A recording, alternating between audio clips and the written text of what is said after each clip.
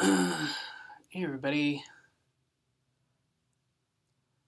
still just getting ready. If anybody's in the chat, say hello. Let me know my little chat window's working.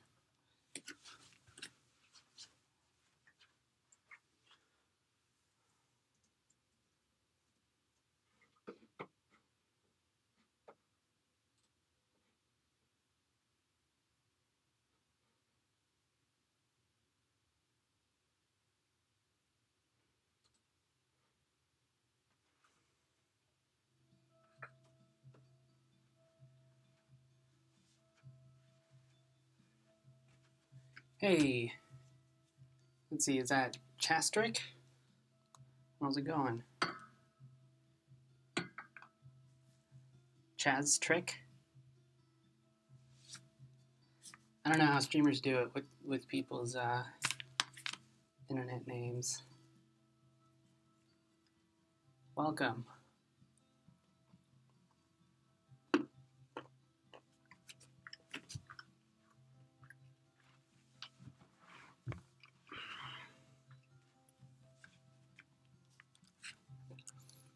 Okay, so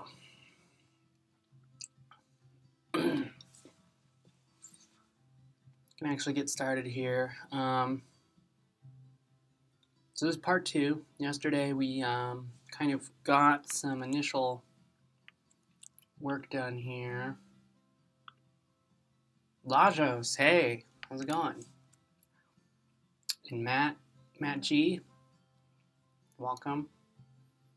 So I don't know if, I imagine you guys didn't see the previous stream yesterday, which is fine because today I think some of the pieces are going to come together.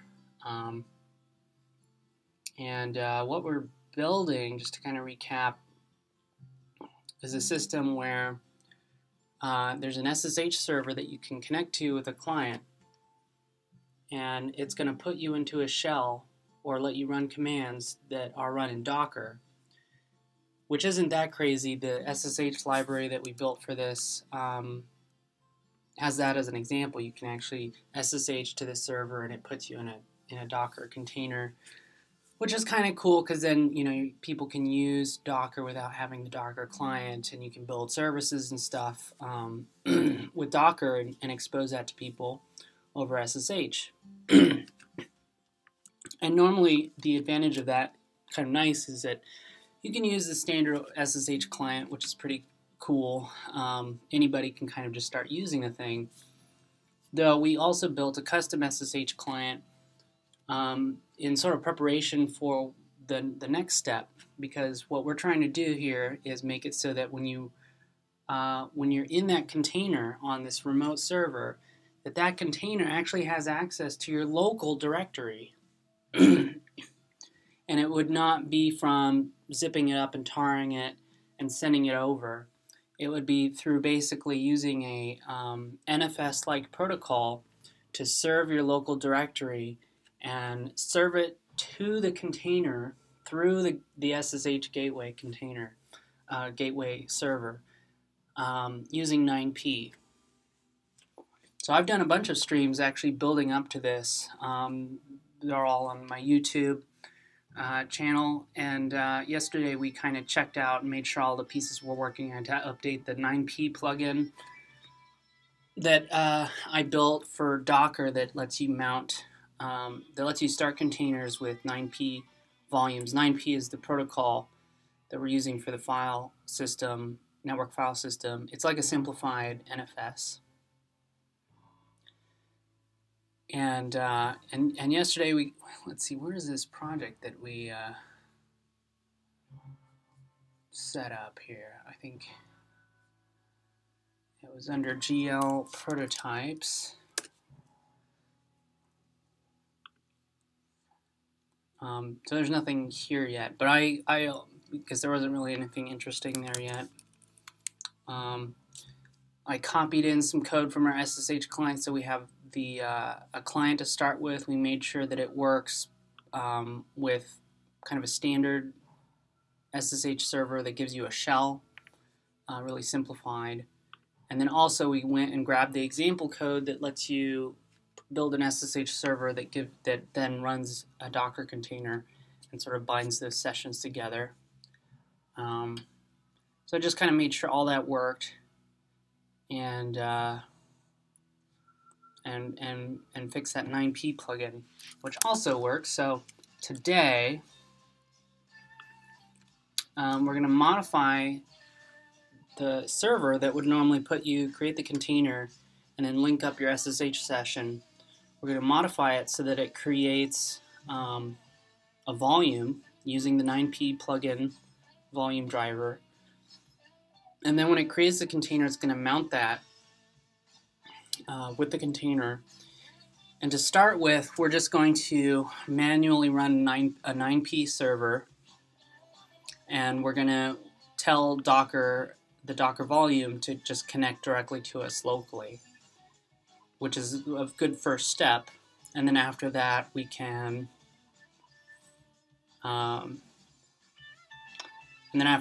the reason why we have an SSH client is so that we can integrate that 9p server into the client, so that when we connect to the SSH server, it will also start up a 9p server and start serving your local directory only over that SSH connection through sort of a tunnel connection.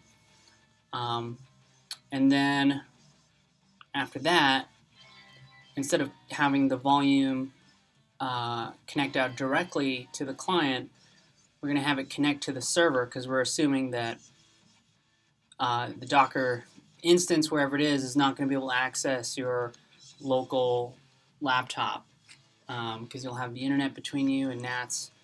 And so instead, we're assuming that you're going to be running the SSH server, this sort of gateway, somewhere near the Docker container. So the Docker, wherever that's running, it can connect to the gateway. So we'll build a simple 9p gateway that the Docker can connect to, and then it's going to proxy that connection over the SSH connection to the client. So it's really kind of a crazy bit of plumbing going on here, but the end result is hopefully pretty cool, and we'll kind of see what the performance is like, because ultimately what this could mean is that you could have a service that lets you run commands, build scripts, pretty much anything in a consistent environment on the cloud, potentially on a really beefy server that might even be much faster than your local system. And in theory, assuming that this is a fairly performant system and network latency isn't that big of a problem, that it could actually perform builds and other complex tasks on your local file system faster than your local computer. But you'd have the experience of just running it locally, and you could run those commands without installing anything. So that'd be pretty cool. So that's kind of what this is about. It's taken a while to get to this point, but today it should all start coming together. Any questions so far? It's a lot of setup, so I think I'll answer questions along the way.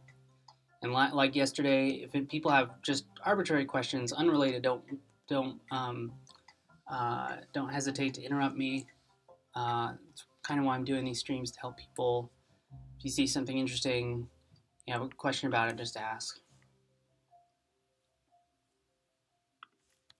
So I guess we can kind of see what we've got here so far. This is our server that's running. This one we have two. We're going to ignore this one, not really use it. We were kind of debugging something yesterday. So this is our server code using Glider Labs SSH. So this is all it takes to set up an SSH server in this line, which is really great. And all we do in it is set up a container to run. We're hard coding it to run Alpine and SH. And then we call this Docker run command. And Docker run does all this work that you have to do to basically create and start and attach a Docker container, as well as resize it. If you have a terminal, you resize the window, you have to send those messages to Docker, so that's all here. And then get the exit code, and then SSH can exit with that exit code. And then we also have a client, which is a really simple client. I built this on a stream a bit ago, and we don't have any fancy libraries for the SSH client stuff. I mean, we're using this sort of standard crypto SSH package, but it's still a bit of work to set up, so I think a lot of people appreciated the video of me putting this together. And I actually simplified it because we don't really care about remote forwarding or anything like that yet. So it pretty much just emulates the normal SSH client. So we have a server here, and here's a build of our SSH client, and it just takes the address to connect to. And we're going to get a shell that looks a lot like the existing shell. Oh, never mind. That was when I was testing with the other thing. So now we're in an Alpine container, right? And we basically SSH to it. We can do anything in this container and then exit, and that container will get cleaned up and thrown away. So that's what we have so far. Then we have the 9p stuff. We have a 9p server running here that's based on my fork of the Go P9P project, which was started by someone at Docker and more or less abandoned. Me and Jonathan Rudenberg from Flynn kind of helped bring it back. We have some PRs open that don't seem to be merged, so I think they kind of abandoned it, but it's a great library. Really simple, clear implementation of the 9p protocol. The one thing it was missing was an actual server implementation that actually served files, so that was one of my contributions. Jonathan actually fixed some problems with the protocol itself, and there's still some bugs here and there, so it's definitely not production ready, but it's a pretty powerful little tool. So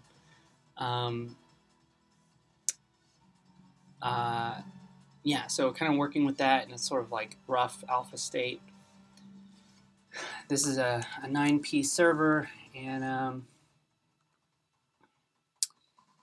let's see, I could show you the Docker.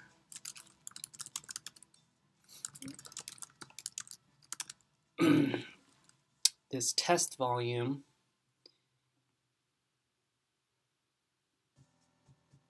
Call out, yeah. So if I passed any,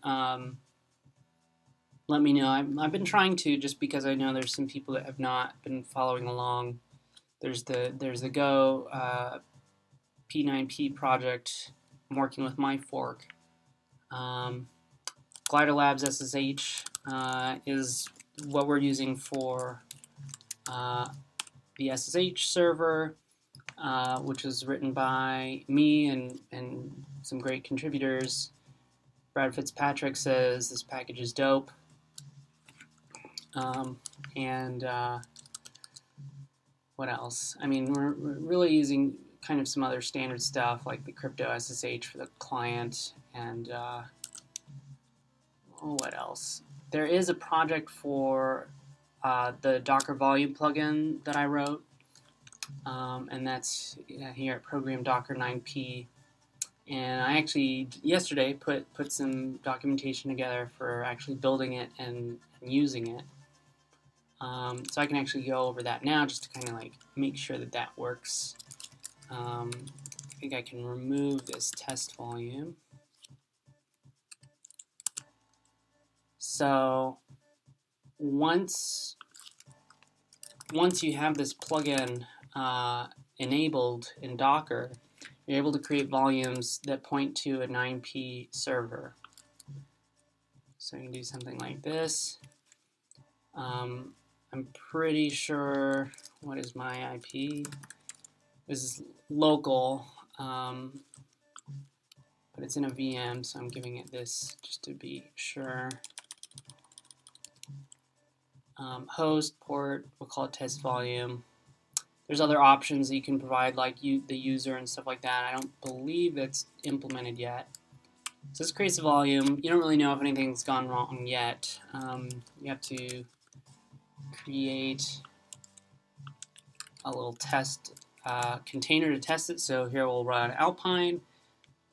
We'll just create a shell, but we're going to mount our test volume to the /mount directory. And I believe the server that we have here is serving up my home directory. So you can see here's a bunch of files in my home directory. And so that works. It's a 9p volume that's sort of, the reason why it's a volume is that we can sort of magically just have it be there when the container is started. And so nothing has to happen inside the container after it started. So that's all the pieces. This is what the Docker daemon is doing. We had to debug our plugin yesterday. So the next thing is to basically get what we just did manually to happen when we connect over SSH. So when I connect like this, we can go to mount and we would find my home directory. That should be pretty easy.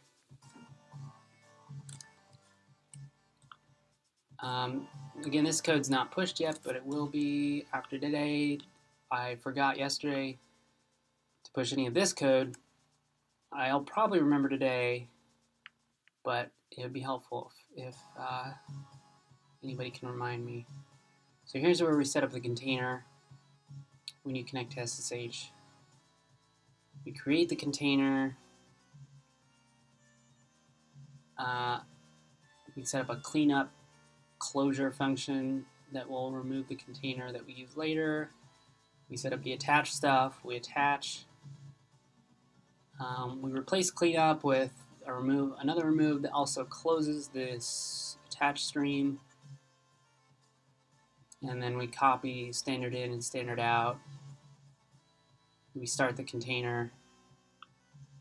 And we set up a go routine that will listen for window changes over SSH and then resize the Docker container. And then we just wait for it to finish, get the status code.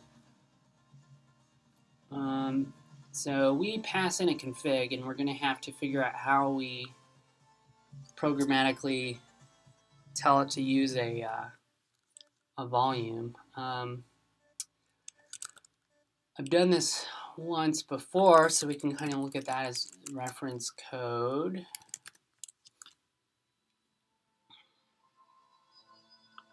Because it is kind of tricky. It's more than just looking at the docs for the API. If I recall, so I'm just double checking with some other code that I've written. Let's see, what is this?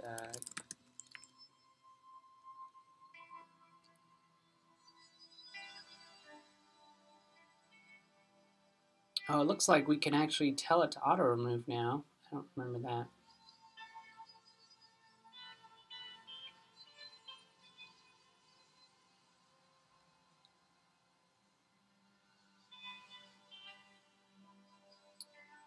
Volumes.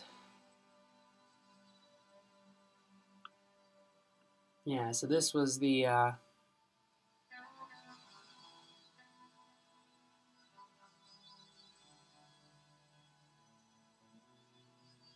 so it looks like we actually, I don't know if this will work for I imagine it will. I mean, this is basically the format that you would pass to the volume argument. I'm guessing that we could just put the name here. This was already kind of a weird thing where you specify a volume, which would normally create a volume, a Docker volume, and mount it. But a lot of the time you have it bound, a host bound volume. In this case, we're binding an existing Docker volume. And so I'm hoping that we can just do this the same way, since that's how it works in the command line.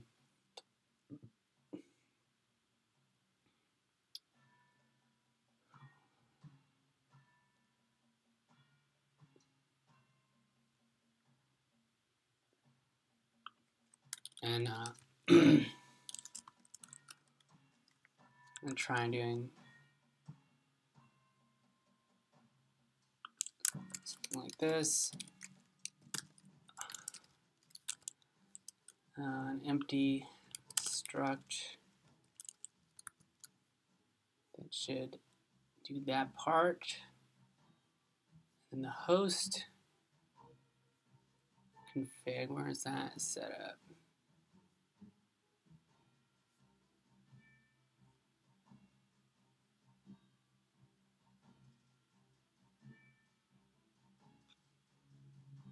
I guess we go without host config.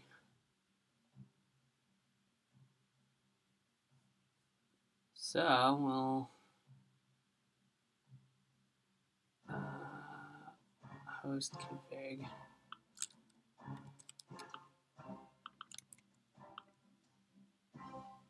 Let's see, I don't. Yeah. It should work. Why don't we throw an auto remove? We remove the container, and this doesn't matter if it fails, so just kind of like really ensure that it's out of there. And then binds, I think, right? Yep.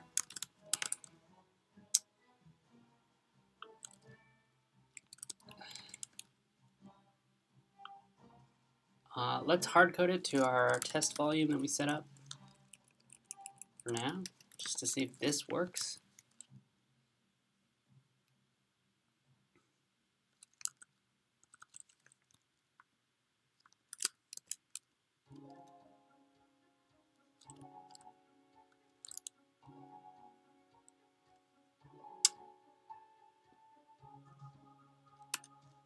Okay. That's my home directory.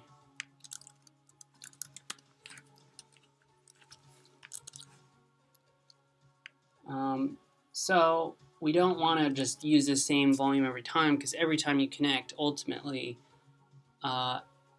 it's potentially a new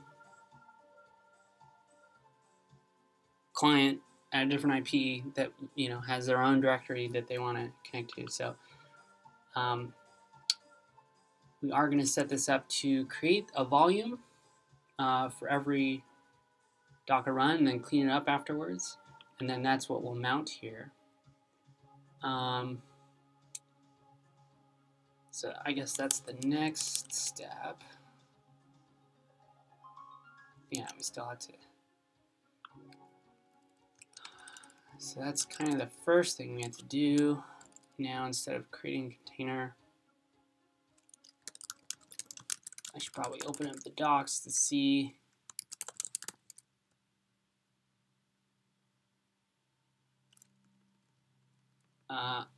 how to actually create a container with this API.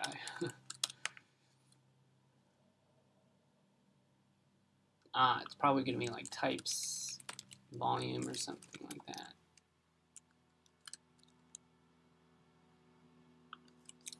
That's weird.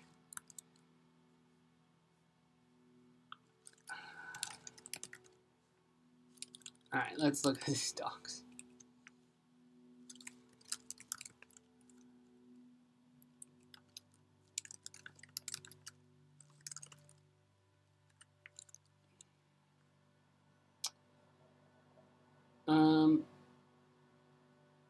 Oh, interesting. So that wasn't actually the Docker. Oh, that's tricky. Oh, I see. So that's the client. Yeah, let's check out the client.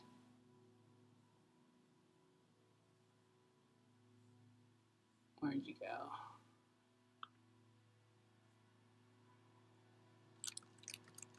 But we have volume create. I would have thought that would have showed up in autocomplete here when I said create, but I guess I was being stupid.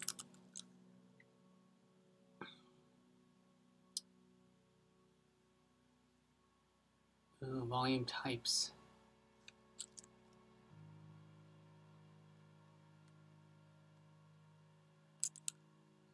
Alright, they're using an alias, I guess. Oh, I guess I can just use volume.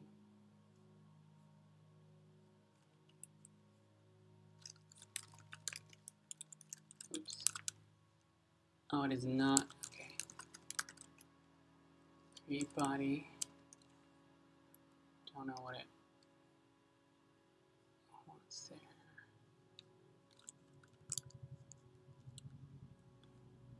So our driver is, I guess, program Docker 9p, right? Driver, yeah. And we have some options, driver options.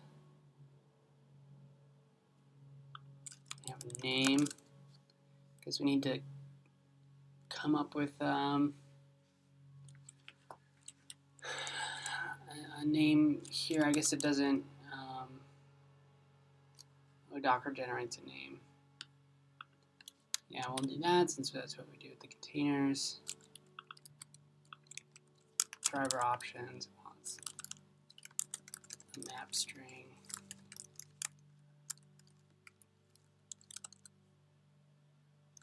And for now, there's only two things, which is the address. So that's host. I'm going to hard code this again for now.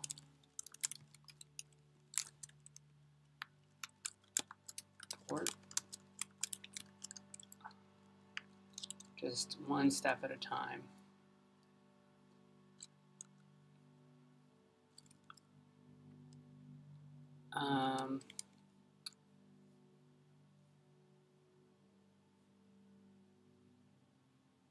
Okay, it looks like I don't have to actually return anything. The return variables are kind of set up already. Status error. Oh, I guess that's what we got here. So I'll create the volume. I guess that's all we need to do. We do need to get rid of it afterwards, but we can do that next. The result name, it looks like. Let's just make sure that that is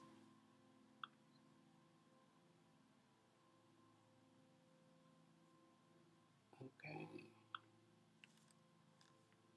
So we'll call it V. Yeah. We'll do a printf.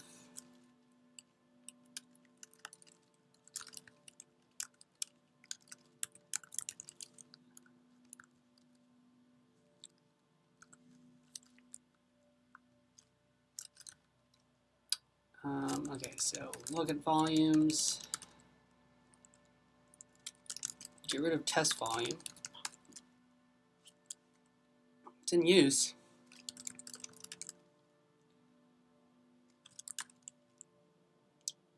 Yeah, that container's still around, I guess.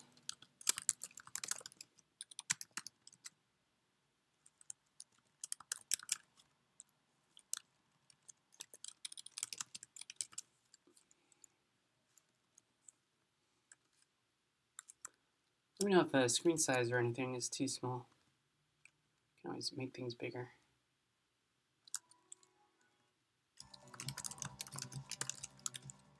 Okay, there's no volume. restart our server. Our client we can just use again. Let's see what we got here. Yep, and Docker volume exists.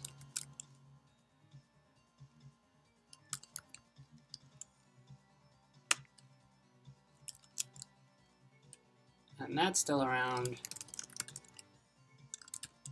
Our container is gone. Must be the auto remove that we added, which is great because that means we can just get rid of this volume manually for now. But we will need to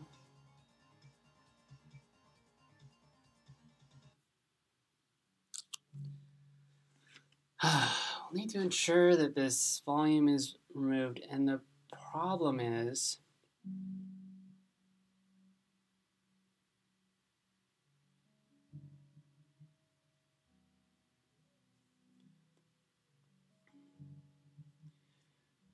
the reason why our cleanup code never works is because when we exit the shell from the client, it actually doesn't, well,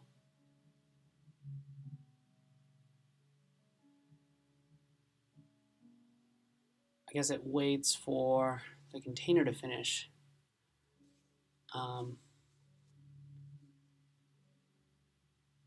Let's see. Seems like some cleanup. There's so many like little points here. I guess let's write some code to see if it actually cleans stuff up.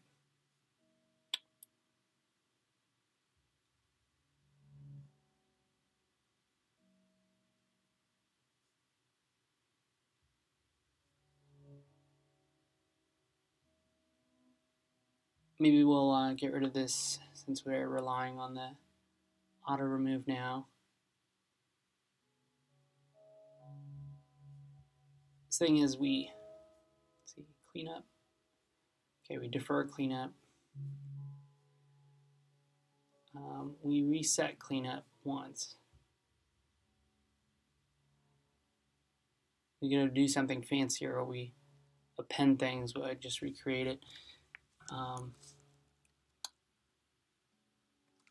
Let's see, I'm going to first get rid of this one.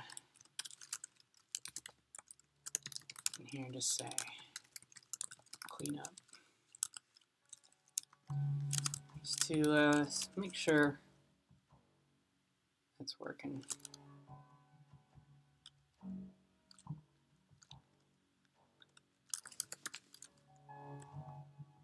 Okay.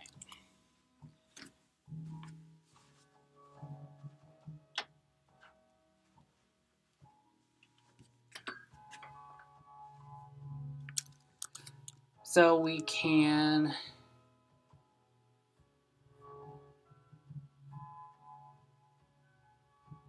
kind of do the same thing we're doing here, but do it up there.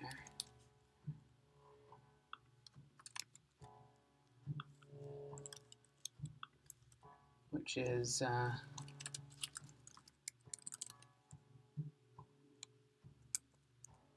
let's see, volume remove force, huh? Yeah, we'll force volume ID. Wants an ID, I guess that's the name.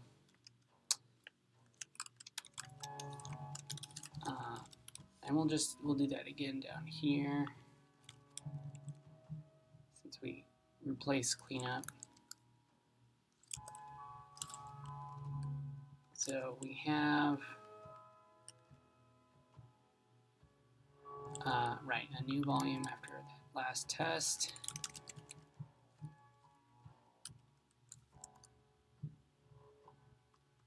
So now we'll restart the server. Try it again. We have a volume here. If we exit, it should clean up. So the volume is gone. Okay. I think that's everything.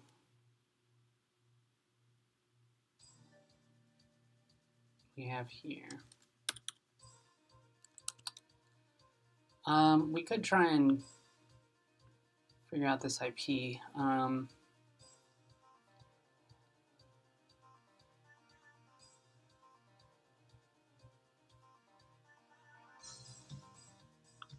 We might have this in session data.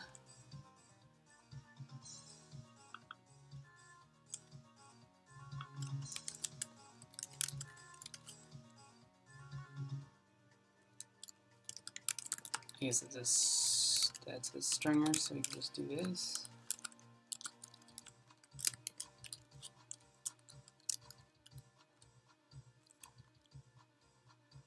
Yeah, so it's just saying localhost. It's possible. Well, that's an IPv6 IP, and not.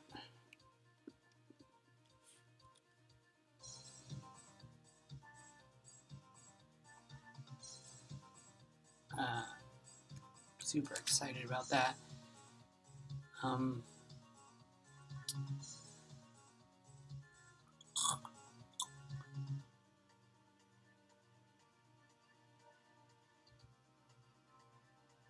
mean, I'm guessing the Docker for Mac is doing some bridge stuff, but I don't know that localhost will work.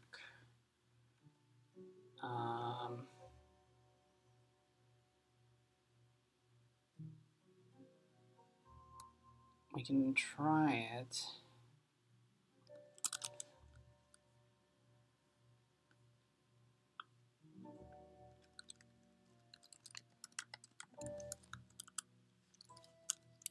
Anybody knows better.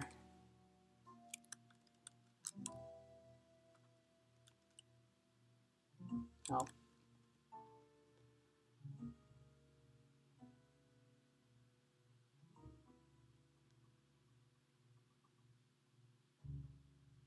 Problem connecting to socket.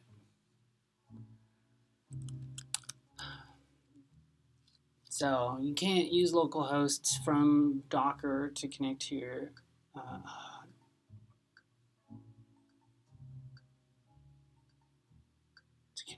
host system. Obviously, if this was running on an actual server, this wouldn't be as much of a problem, but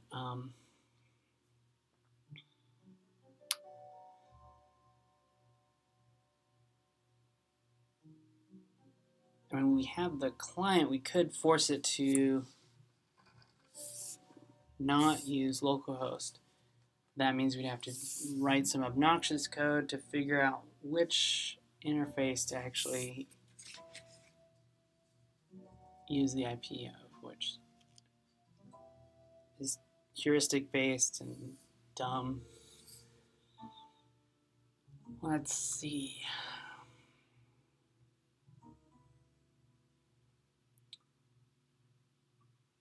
I try and think of something that works for development as well. Because we could just take the remote address of the SSH client, but then you have a weird problem in that it won't work in local development. Anybody have ideas? Use the Mac from a Docker container as Docker for Mac localhost. Really? Lajos, I knew you'd know something. Well, we can try that. Hopefully it's doesn't mean that. Is that documented? Can I Google that?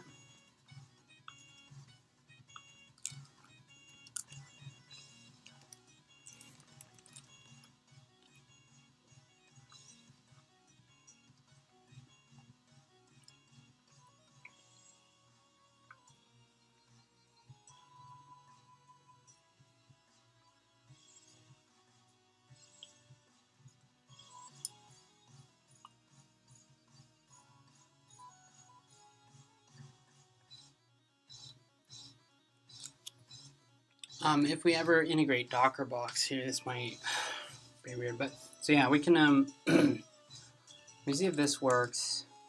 If it does,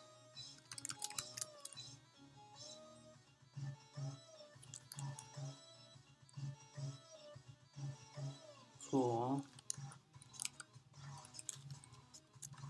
Let's see if this works.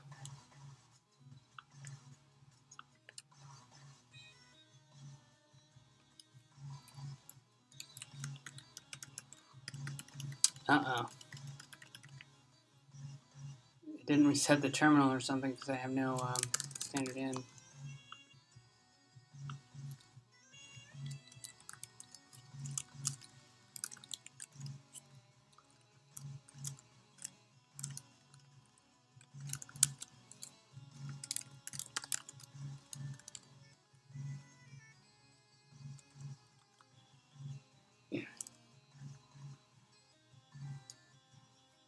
I don't think it like that either.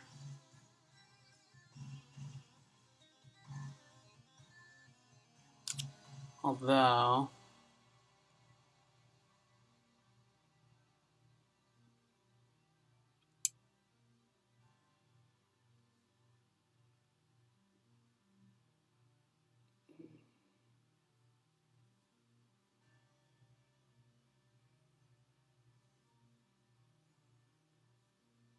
I don't even see the error.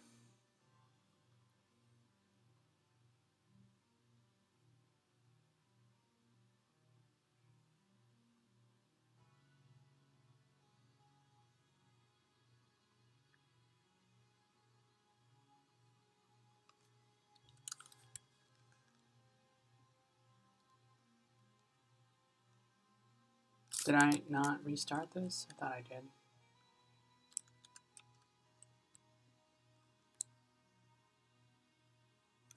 Let me test it with a manual thing for now.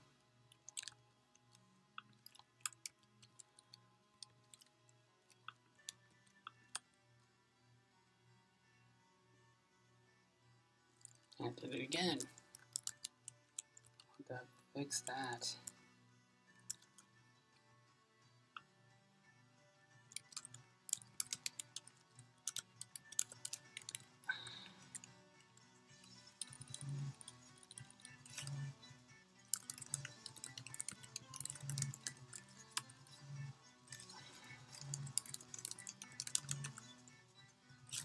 Alright, and it's not actually going to use it till we mount, so.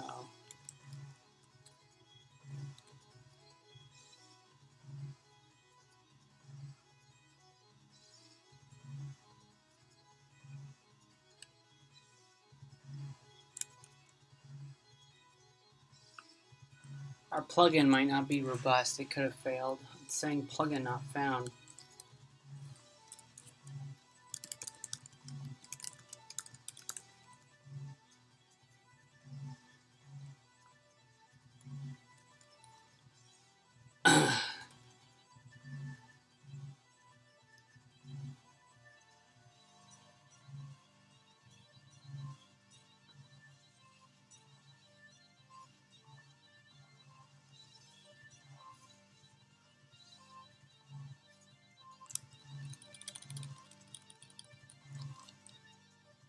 I guess we can test it with a normal one, see if that works.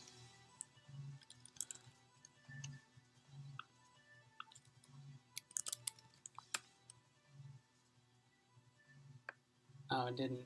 We had to remove it first. It's not very picky about the it existing. It just allows it and then ignores your.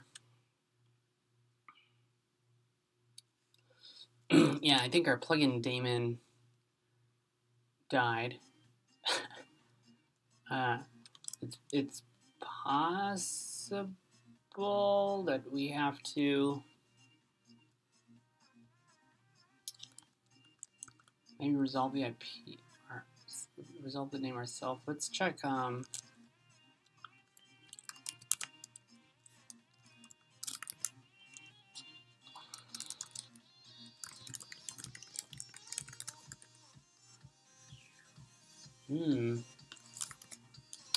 What IP is that?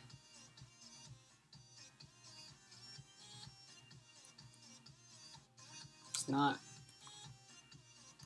It might not be what we wanted. I'm not sure which one that is.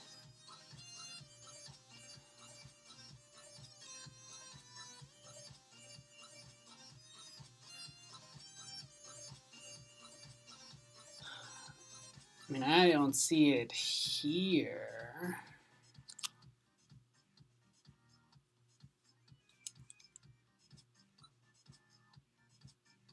So I'm curious what that IP is.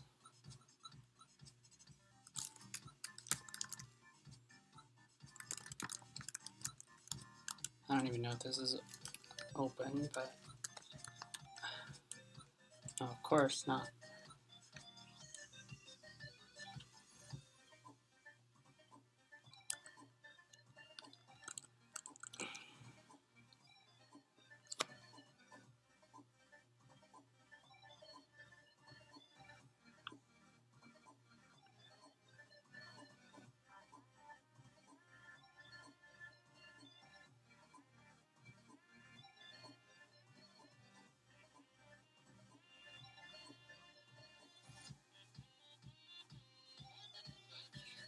Well, this might be a dead end for now.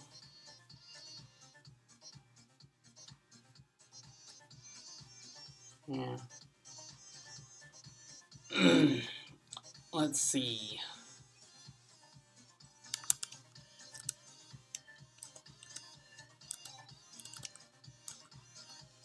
I mean, ultimately, it just needs to connect back to the client of the Docker client, which is our SSH server. Although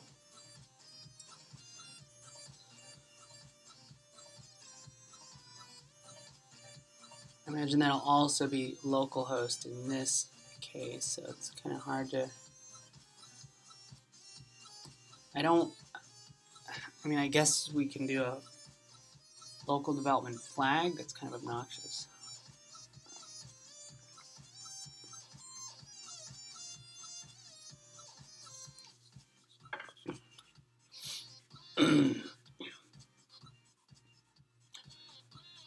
Well, until we come up with something better, we can do an environment variable where you can set the IP that it'll use.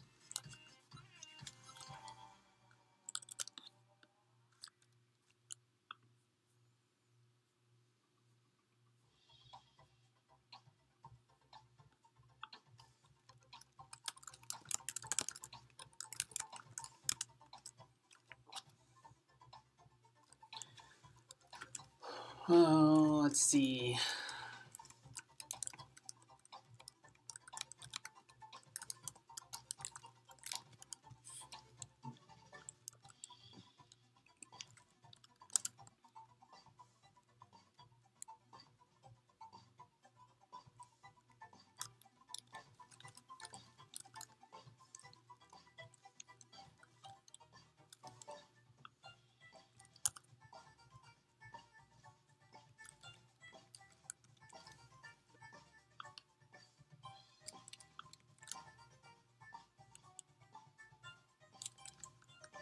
I'm worried the plugin is not happy.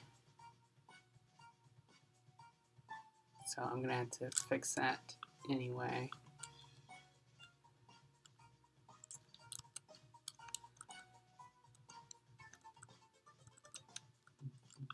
Let's see, where do we have that plugin?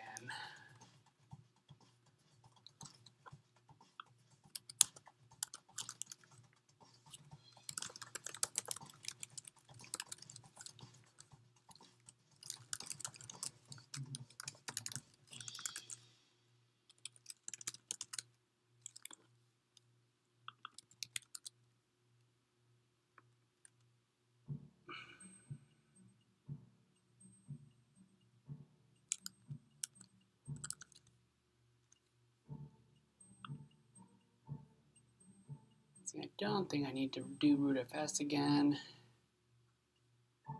Just do create and enable.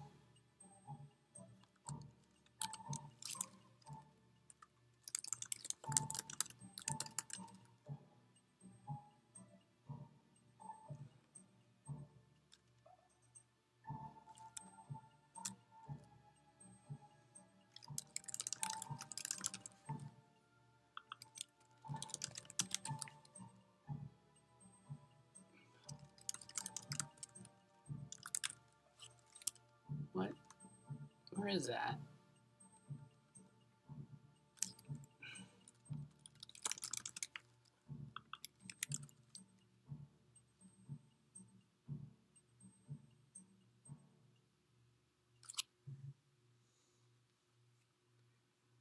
Might be unhappy that the plugin is not there. So I imagine it's doing a retry.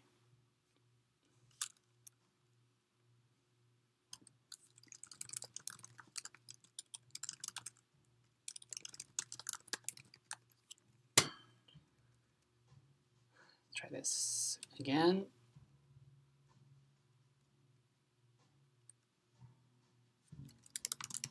Okay, oops. We got the plugin back. And online host.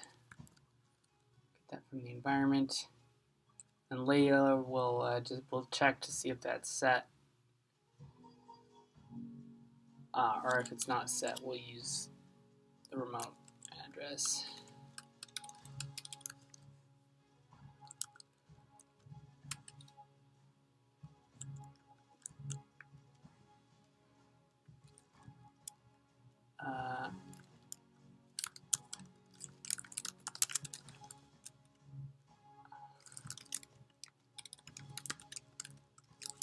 Okay.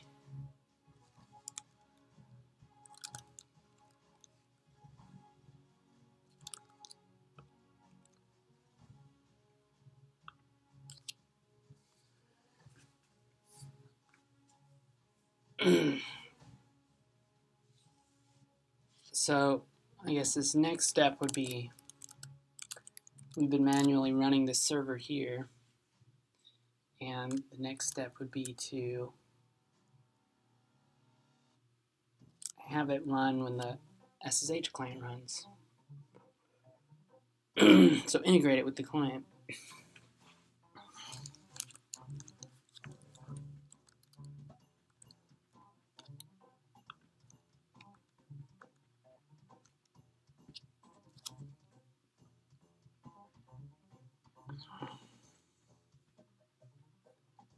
This is our server entry point. It looks like there's not a lot here. We can pretty easily include this in our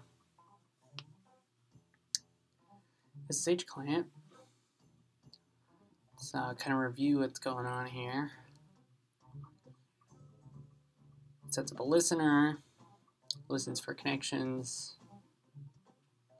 So this is not a high-level server library, but it does serve connections. So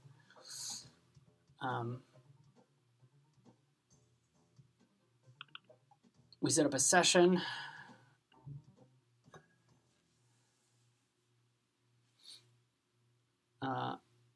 Which takes the route that we're going to serve, wrap that in dispatch, wrap that in serve connection, and that's the server.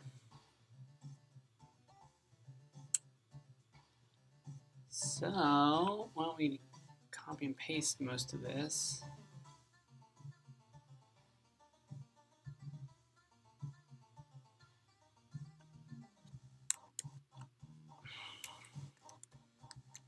Get back to our client. And maybe we'll put this in a function. Probably all of this should be in a function too, but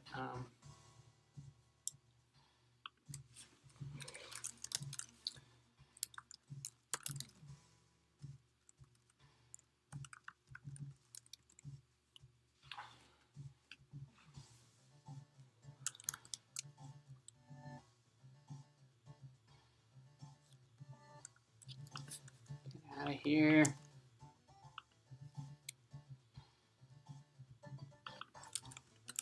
Oh boy, it's TCP. What are we listening on? Yeah, we'll do this for now. See, I suppose we can kind of clean this up by returning an error.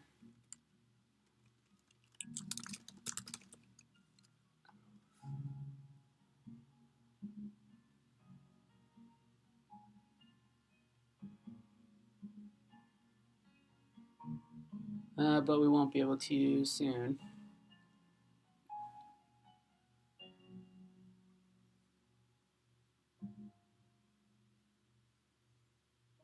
It's not a fatal error.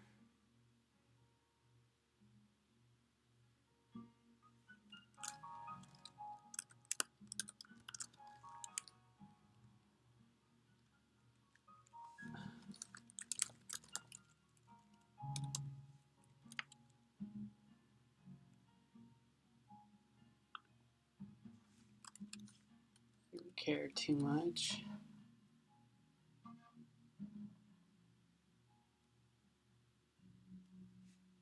Curious why we pass in the connection to the context.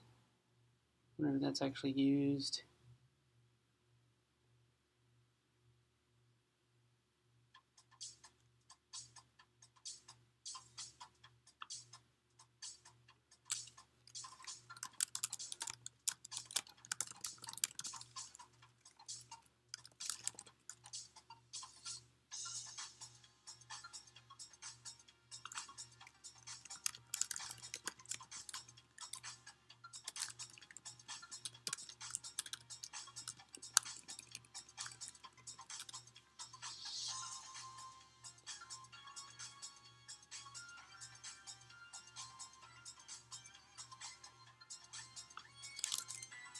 Let me put this out here and pass in a listener.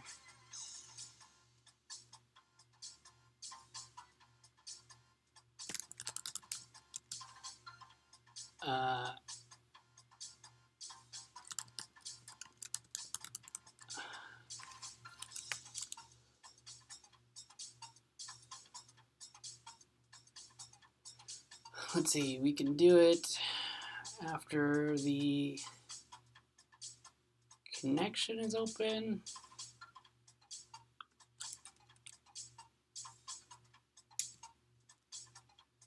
Yeah. We'll panic for now. Everybody loves to panic. This is a prototype.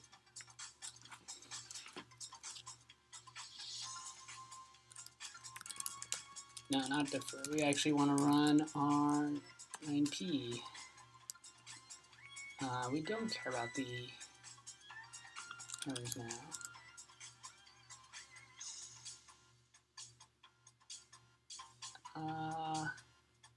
It says chat disconnected and connected again. I assume that means it works.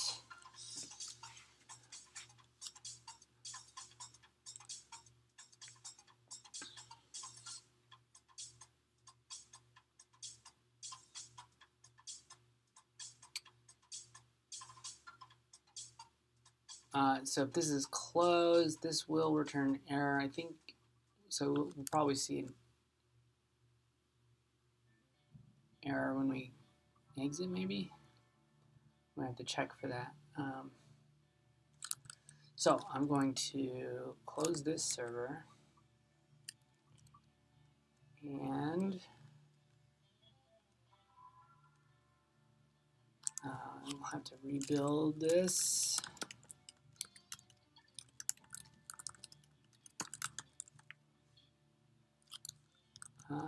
96. Yep, it's true. Again, I'm not sure what this connection is used for. Wait a minute. Yeah.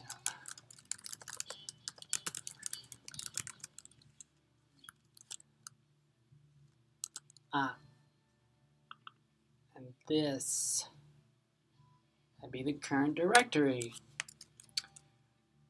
This is where it starts to seem like it's coming together more, right? So I think current directory has to be, I'll just pass that in.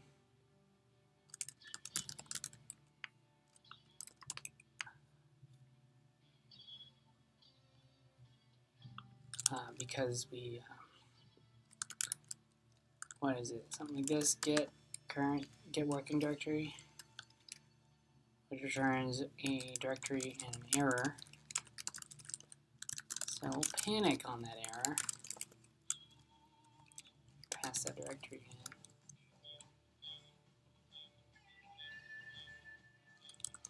So now it won't serve my home directory, but it'll actually serve the project directory or wherever I've run this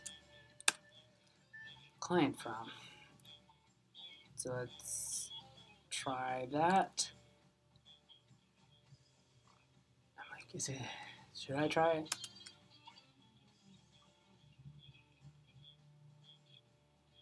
So we get those EOFs a lot. I don't remember if that's something that that Jonathan fixed. It might be. I remember there's something EOF related.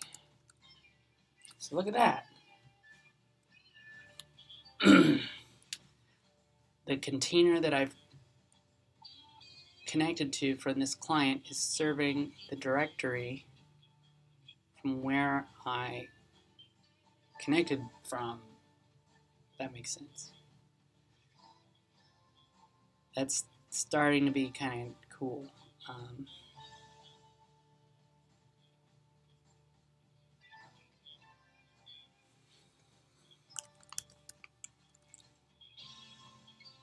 Yeah. Serve EOF. I'm kind of surprised it wasn't an accept EOF, but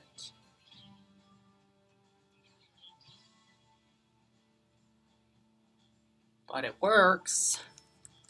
Let's see if it works again. That was interesting, right? I guess because I'm in a terminal mode, so it's kind of going to be weird. Right? And if we look at volumes,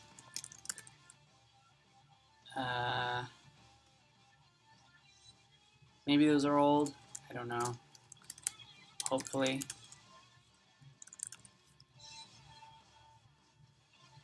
Well, I guess we'll get rid of them and try again.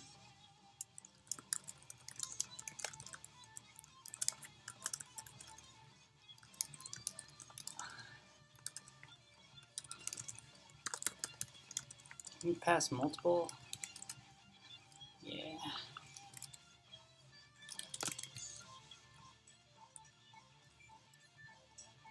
Okay, so observer, and we actually don't care about this anymore. Close that whole tab. Right.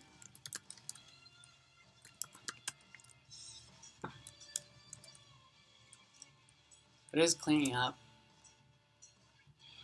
We just got some 9p errors, because 9p is not a mature library, but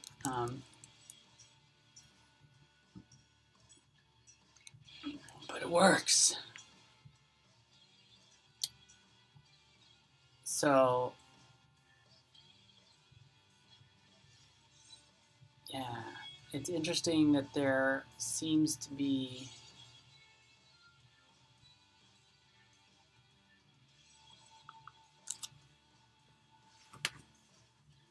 I'm pretty sure it's a stateful protocol, so I'm not sure why we're getting a serve error, but it still works. The second one makes sense because get rid of that too.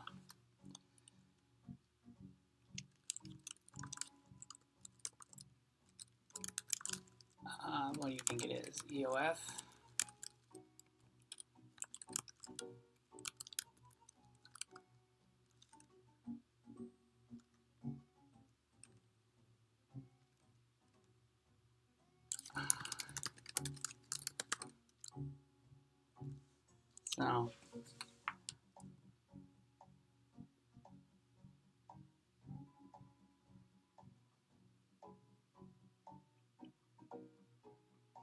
So that first one.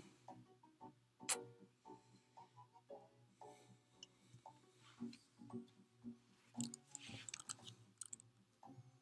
guess I'll leave it there now just so that we don't forget about it.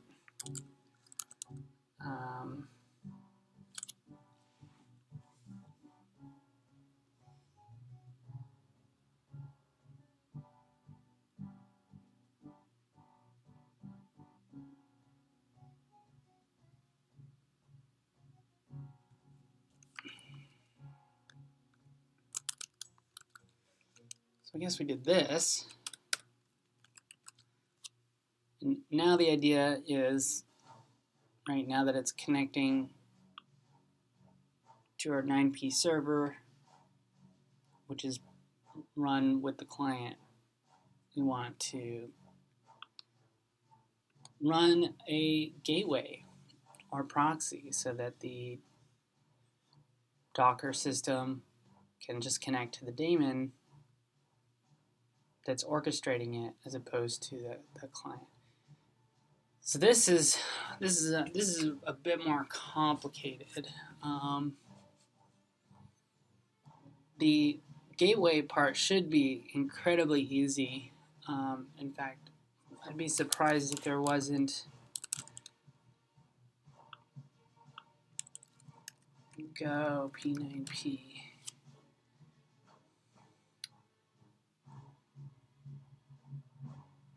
If there wasn't something in here already. Because let's see, what do we have here? Session interface. It's more like server, but okay.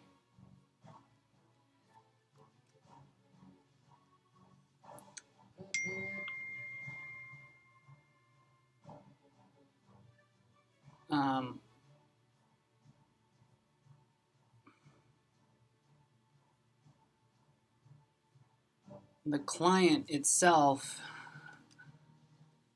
both client and server implement the session interface, which is the protocol, which is a really nice thing.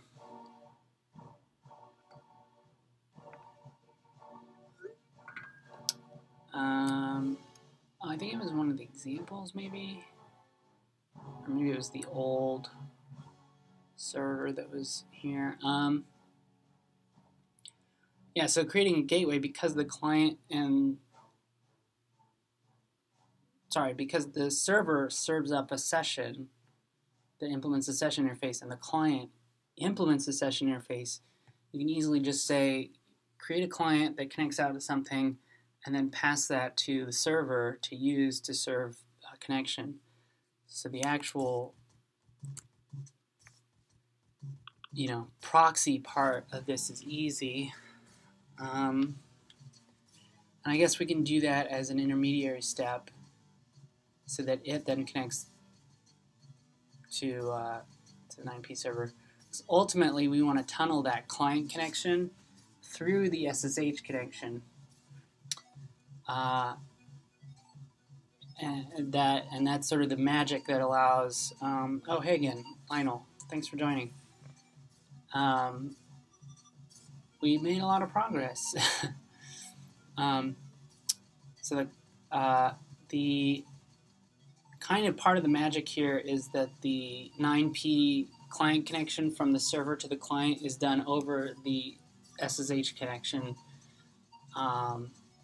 because that means you can still run the client from anywhere behind NAT or whatever. As long as you can make the connection out to the SSH server, it's going to be able to make the connection into your to the 9P server.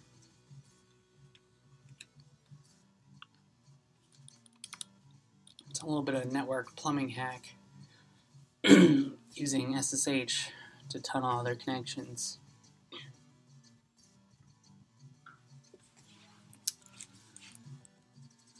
So I guess the next step is to build that proxy here, which is going to look a lot like our server. So maybe we'll start by grabbing this code.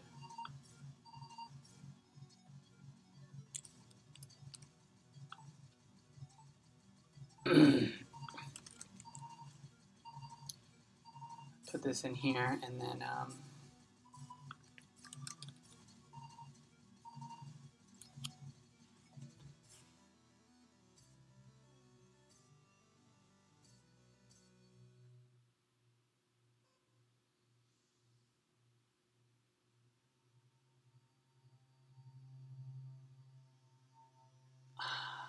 let's see here. We don't need a root because we're not doing a session here.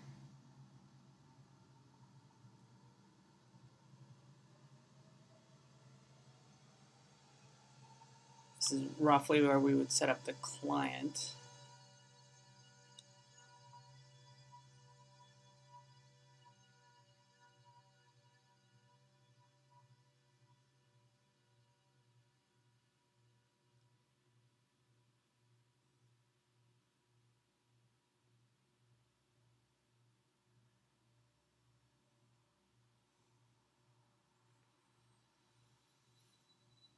Let's see.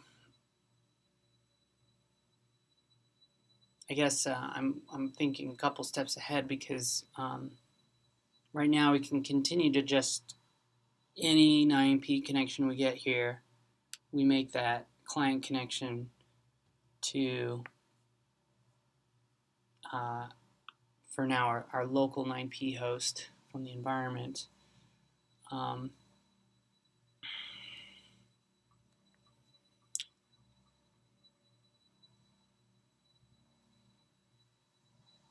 We might also want to change this port.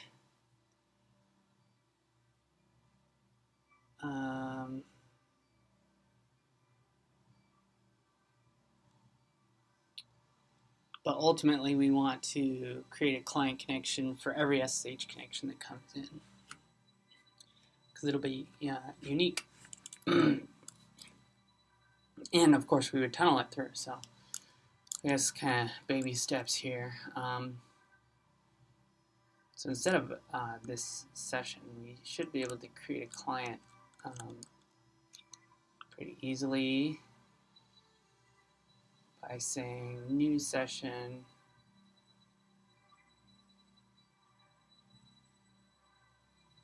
Yeah, I guess the new top level new session is assumed to be a client connection, client session. So, but we have to manually dial our connections. So I guess we'll do all that here.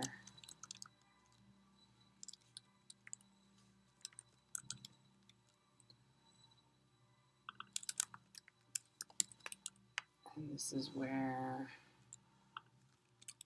it's like this. And I guess we'll change this to adder, so we can include the port as well.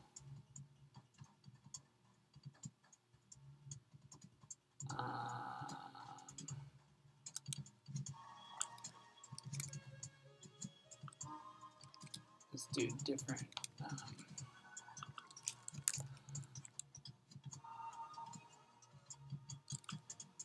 Similar thing for this. I think we can call it session.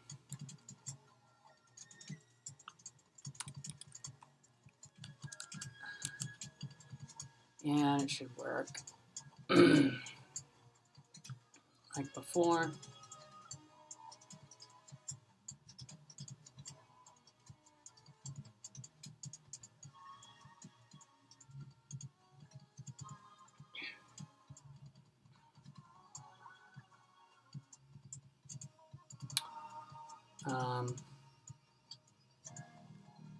I guess we'll hard code this for now.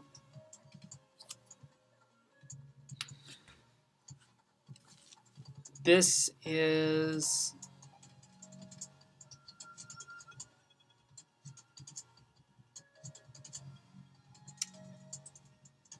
in this case, this is an interface where we're running the server daemon. So that's not in Docker, luckily, but we will hard code it for now.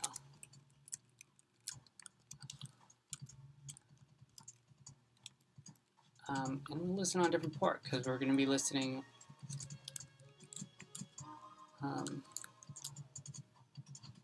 We'll already be having a server run there from the client.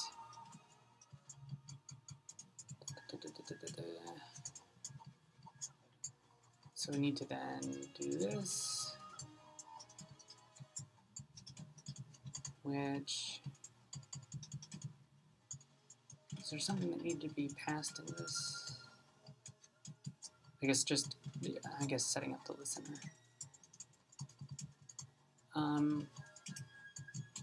The listener,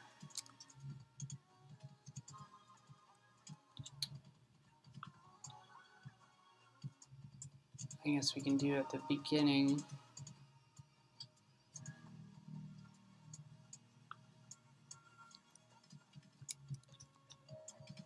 Server.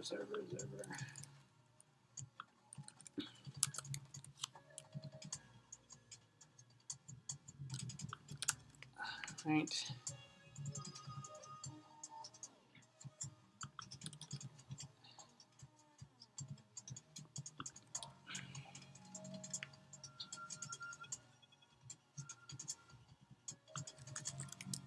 So we'll set proxy 9p so I don't get confused. And this should be fine. We're listening on. Maybe I should. I'll leave it for now. And now we have this full adder. So we want.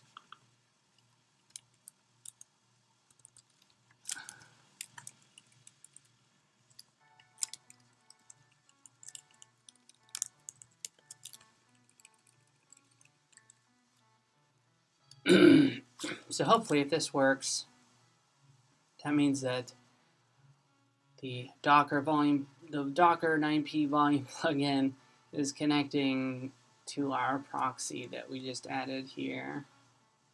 And then our proxy is then connecting to our client's server. When you do this kind of like crazy plumbing, everything's a client and a server, and we've got so many layers, it becomes difficult to describe them all succinctly. But let's see if this works. So we start that up, and I think our client doesn't need any changes.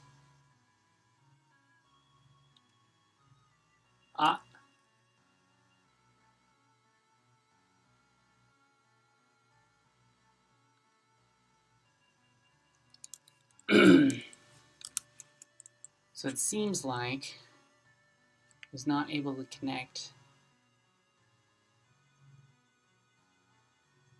which it would be trying to connect,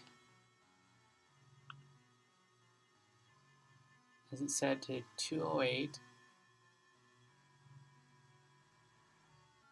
5641. Didn't really say.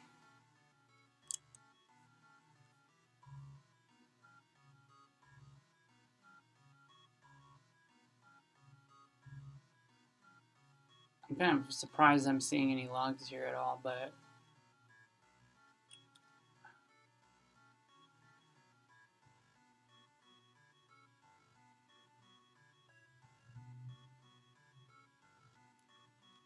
whoops.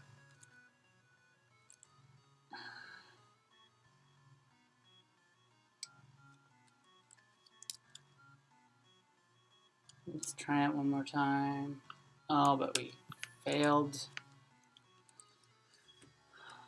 to reset the input somehow. Error response from Damon. Let me fix this client thing. It's really bothering me.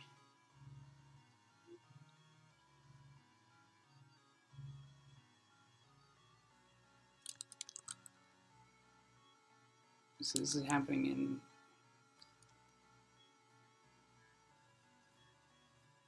Where is this happening in?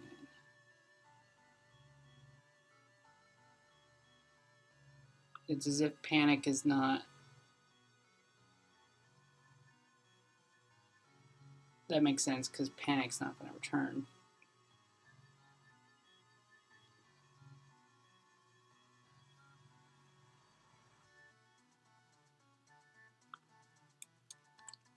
I mean, I guess we can just do this for now, just to make sure that we get restored.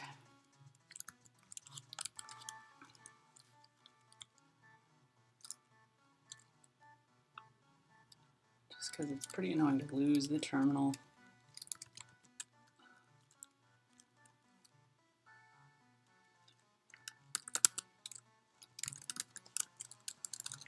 see if we at least get this back. Yep.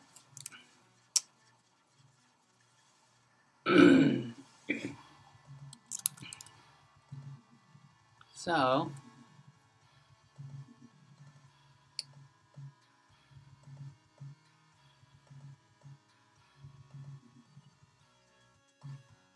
our listener should be listening. We should be proxying.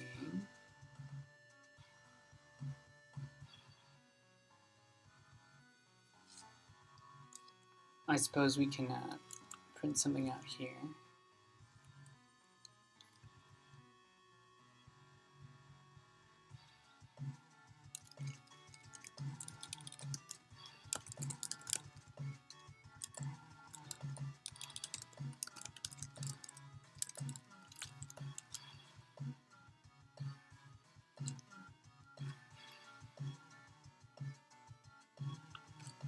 And just to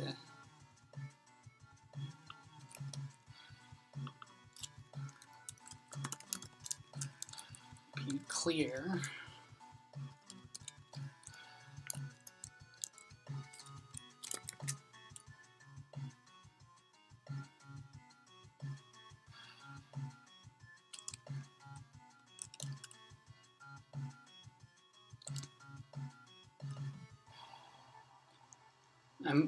I'm worried though that our plugin is gotten to a bad state though.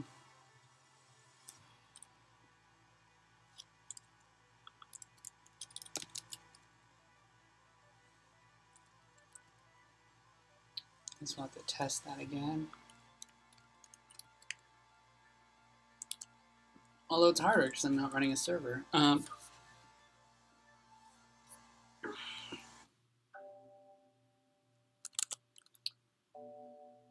Let's do this on 2.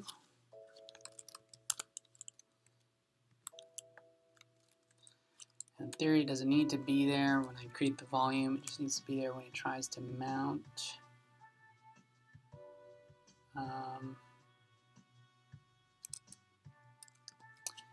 And so I do need to run that server.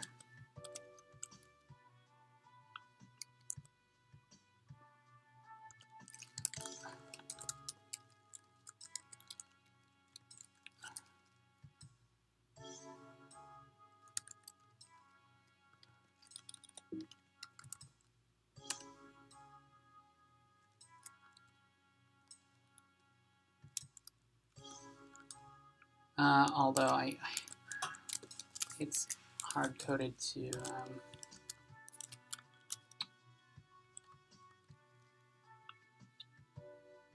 oh, I guess I can pass adder to it.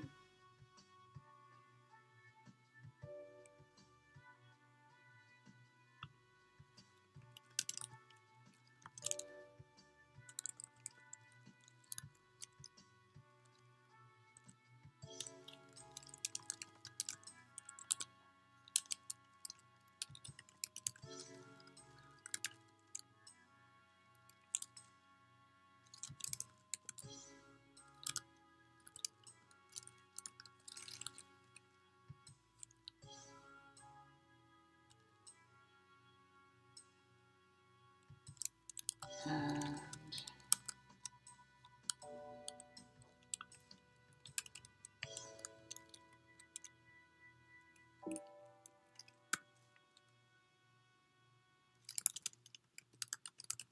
okay, so our plugin's fine. We didn't screw that up somehow, which is good.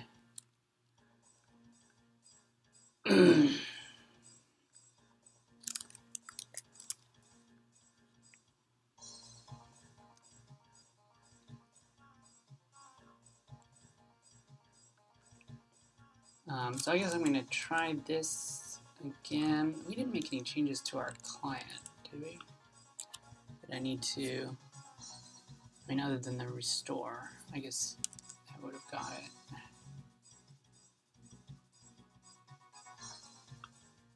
Yeah, we are listening on that, because that's what this is set up for.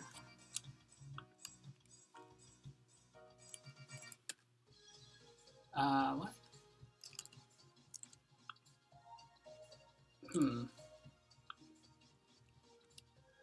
Somehow I lost my input there again.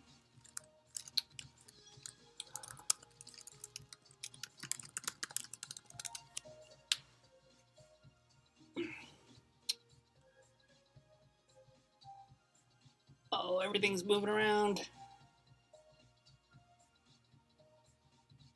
Crazy. So nothing's happening here. It says it got the connection. Nothing seems terribly out of place here. Created the volume. Right, that's how it got the connection.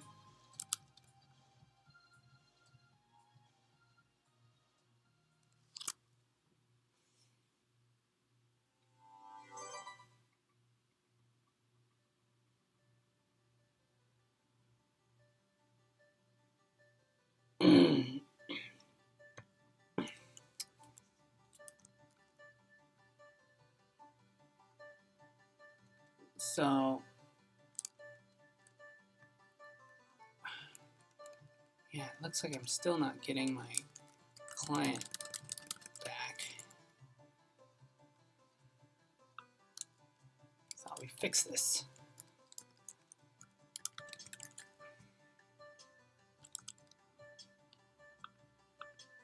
Did I not build it? I don't know if anybody remembers.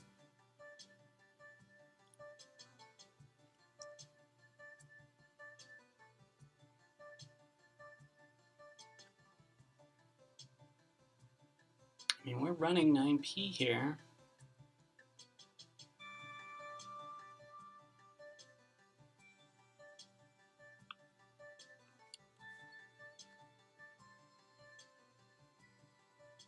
I mean, it's possible there's like a race, right? But in theory, if the listener, as long as the listener's there, it should be able to connect and get added to the backlog that would be waiting for accept.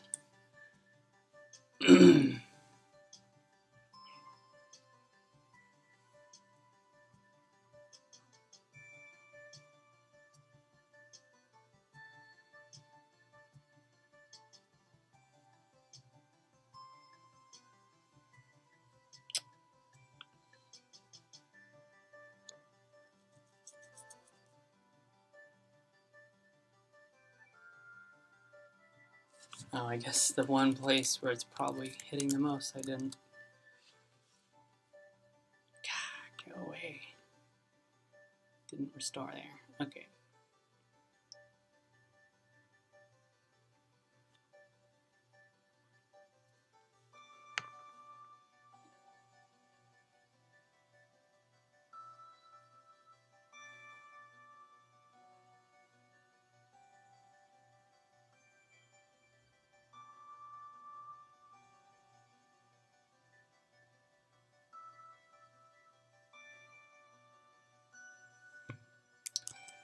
So what was our error? Error negotiating version.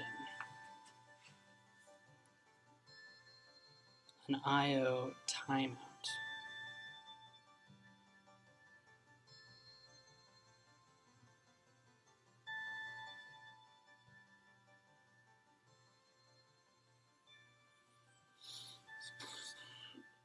It's a little hard to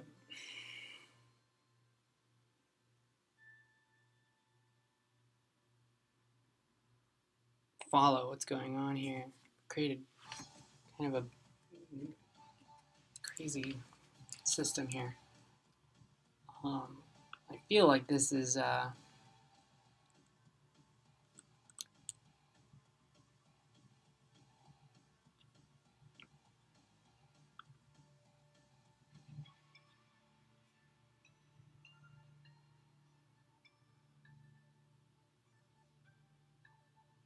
we're getting a problem here. I wonder if there's anything else that we need to do with our session before we can use it.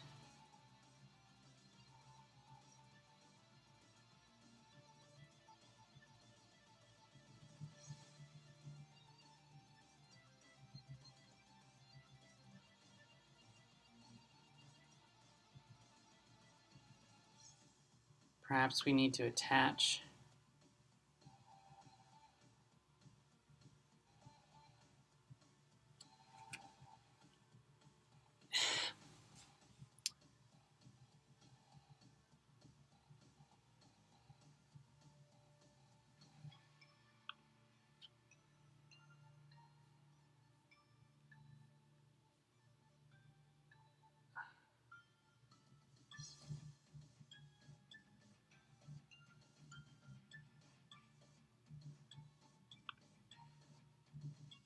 no, because you would expect to attach.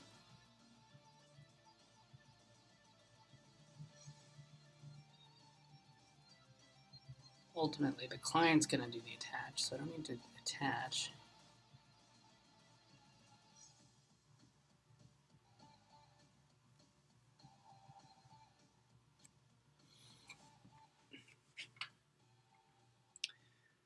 We might need to split out the proxy into a separate standalone thing just to remove some variables and figure this out.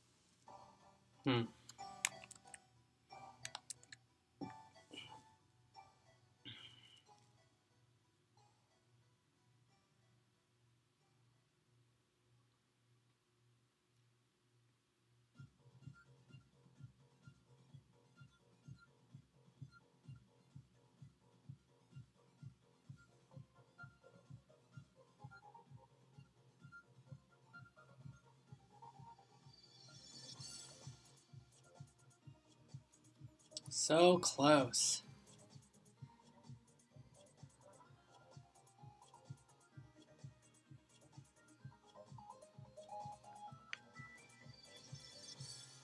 These like debug lulls where I'm not even really debugging, I'm just trying to like figure out what's going on. I mean, that's debugging, but becoming a trademark in my streams. We're always running into something that makes no sense to me.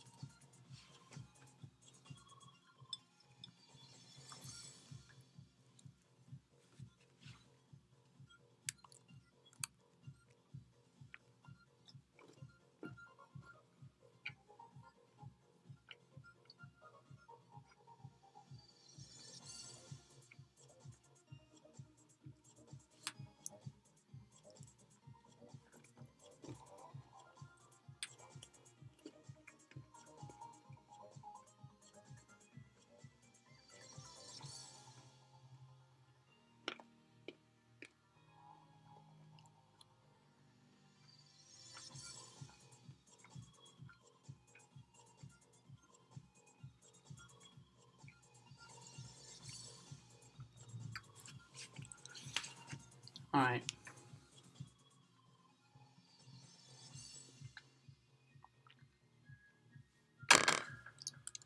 Which call is timing out?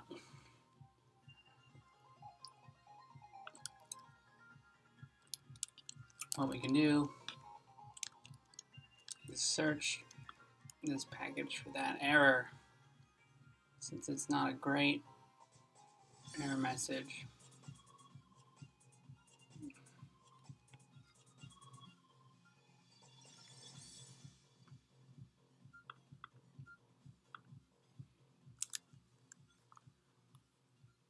Pushing me down the path of actually debugging.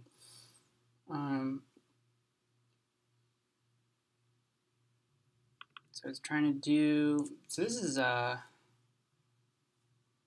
server connection. This happens pretty immediately.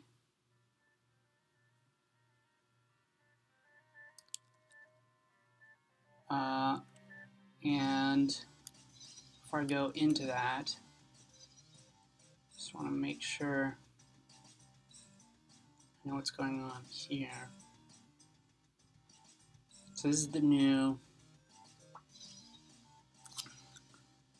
connection from the 9p plugin. And so connection and then dispatch.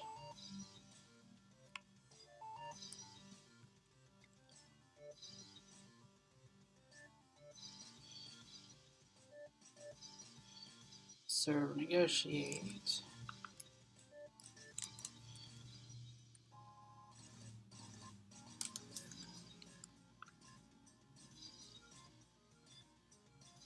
Logs until a version message. So this is, I imagine, doing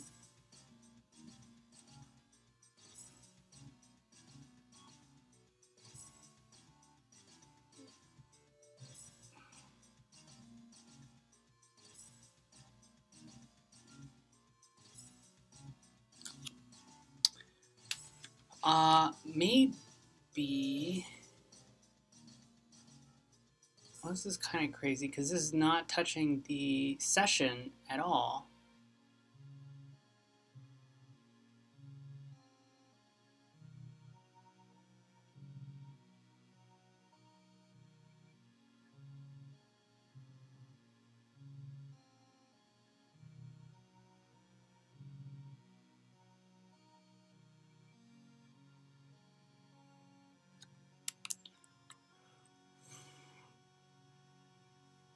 Serve.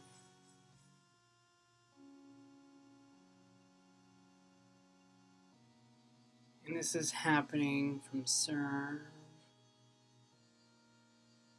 This is connecting to the actual. It's trying to read. So this is the client.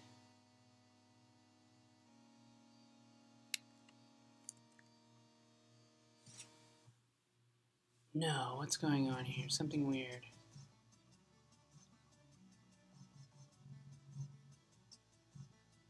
How is channel set up?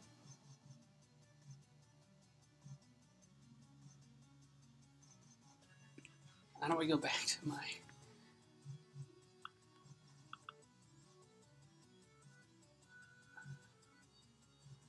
new channel?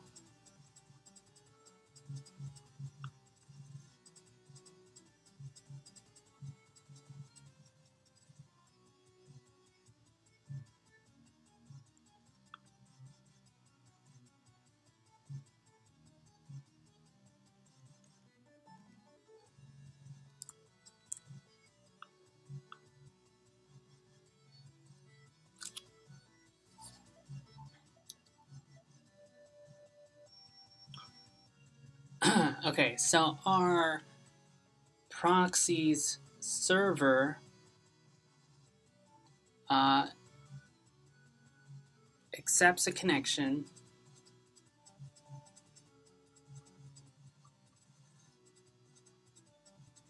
Serve connection.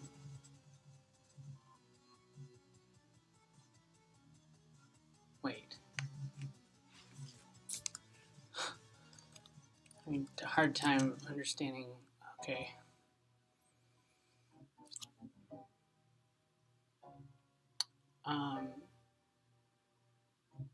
Here we're expecting a connection from Docker to come in.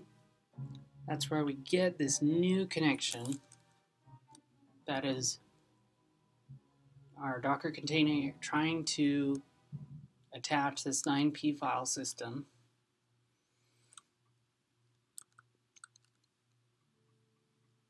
So now we're here.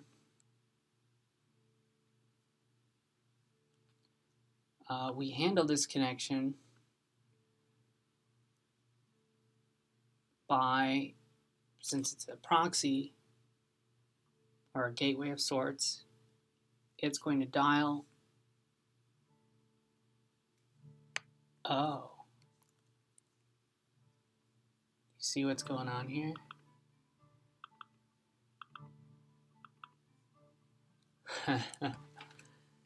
This copy and pasting nonsense.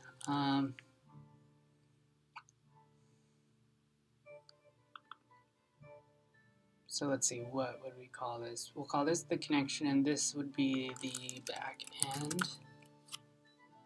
The back end of the gateway. So it's our back end connection. And use that back end connection in our session. And that's what we're going to dispatch calls with for our connection here. So this being the incoming connection. That's why it's so confusing, because I was like, oh, this is it trying to talk to the server and the client. I know this is super ambiguous language, but basically it was trying to use the client to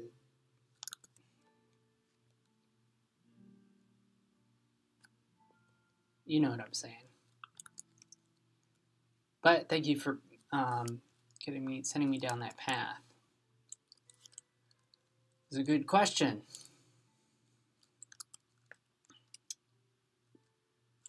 So I can try to close this. I wonder what's going on in this state of Docker.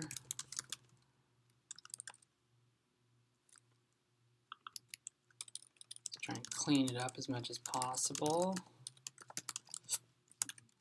I'll leave the test volume. Okay, here, run our server daemon thingy, and then do our client connection.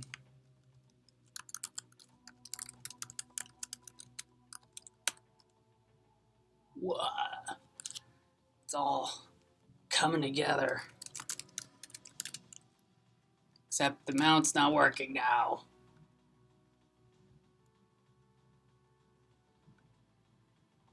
Shit.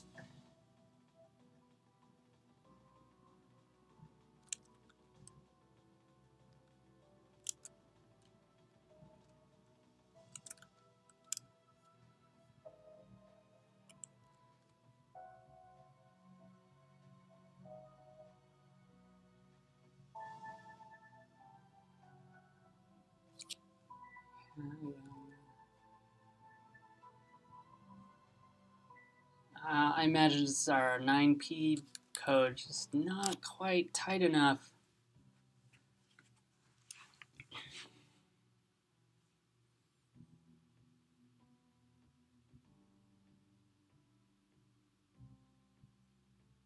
And it seems like a real 9p client can talk to our server, and it seems to work okay, even though there's some interesting errors.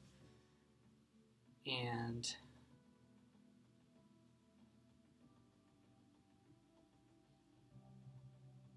previously, I've tested our client against our server code, and that usually worked fine. But it seems like having a real client connect to our server and then use a client to connect to another server, something happens along the way.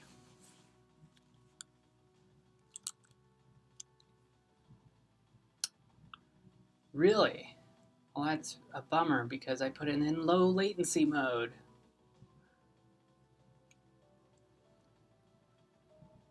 I'll have to tweak some of my stream settings that might be part of it.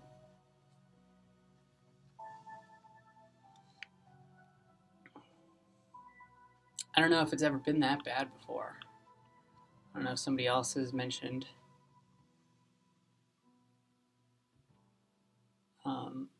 I'll have to tweak some settings and test, see how it goes.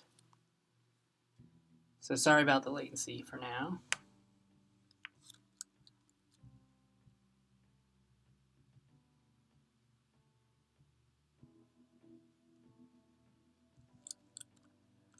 Yeah, I guess you're talking about some of the to-dos in here.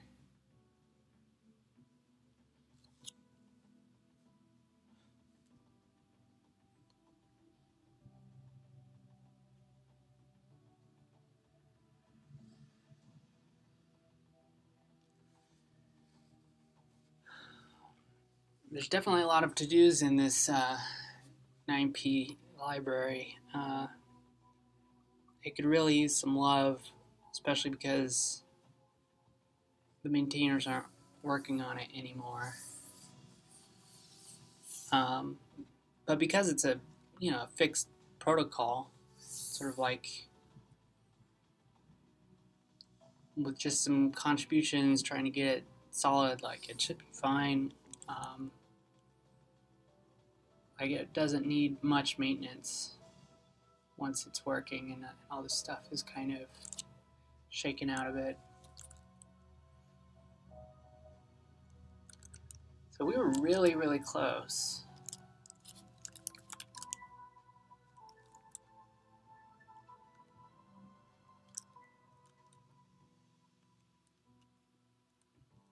It's not cleaning up this volume though.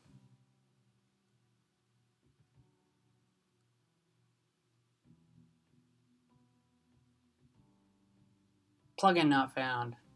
I think our plugin died again. Maybe it died somewhere in the middle or before this, and so that's why it didn't work. So I can try starting that up again.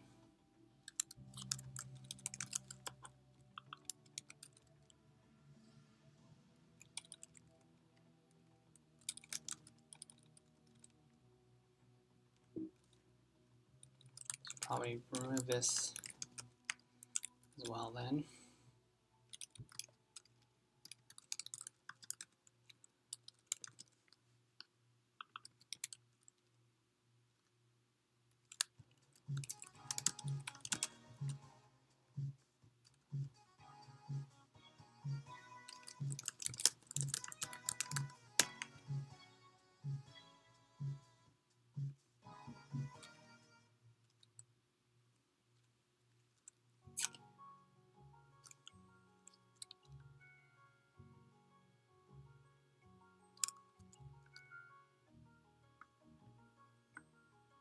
Should we just try it again?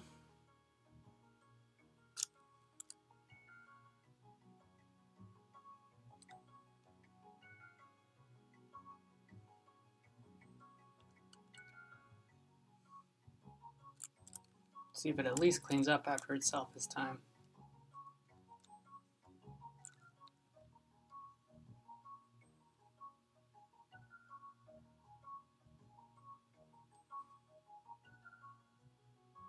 It's interesting that it seems like there's always two connections. That's why I was confused. It's like, oh, the server, it works, but we get that serve error always before. But it looks like it actually, there's like two connections. The first one fails for some reason, the second one works.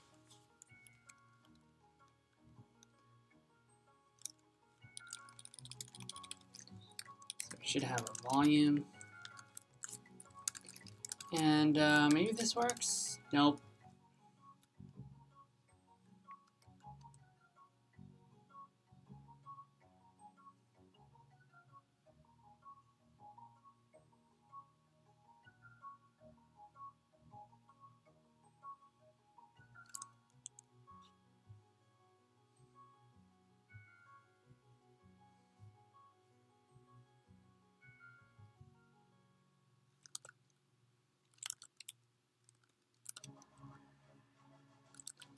It could be the, I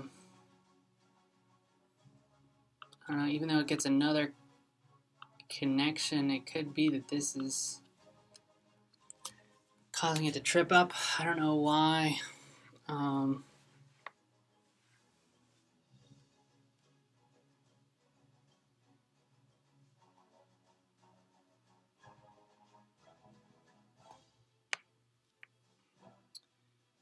Why that would be the case.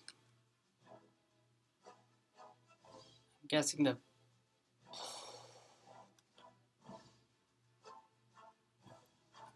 and we should have plug-in output here. It's hard to see, but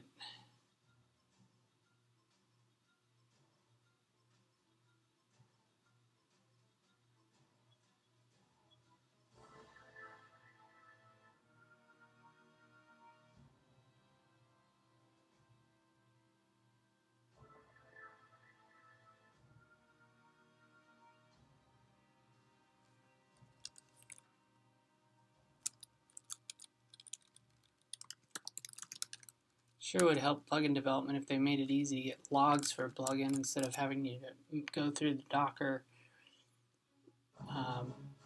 logs. But it looks like anything that has plugin equals plugin ID, that is output from the plugin. And all of this is logs from the SDK that we're using for writing Docker plugins. So we're not getting anything particularly interesting, except that it's kind of potentially failing on capabilities path.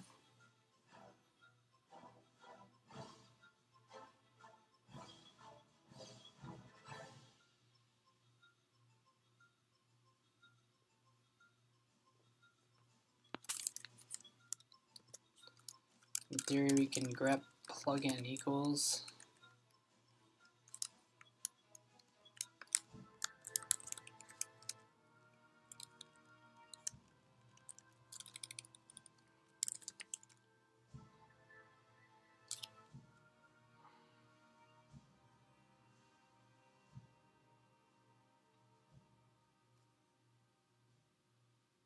This was a bit ago. Volume 018.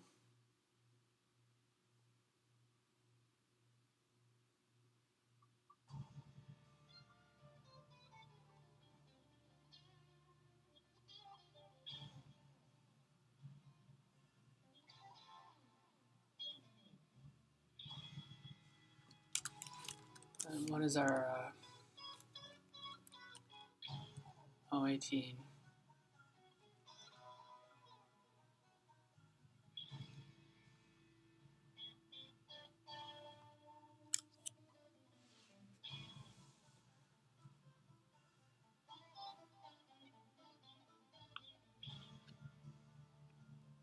Volume not found. I wonder if that's an internal state.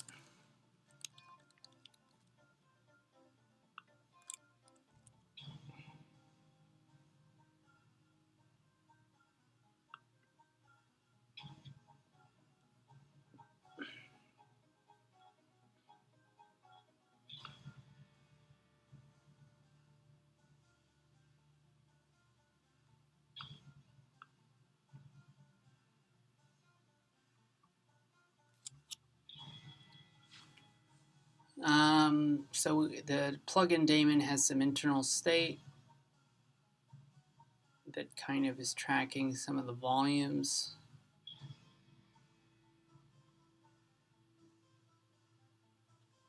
I can't tell if maybe the daemon got reset. I mean, obviously I started it again.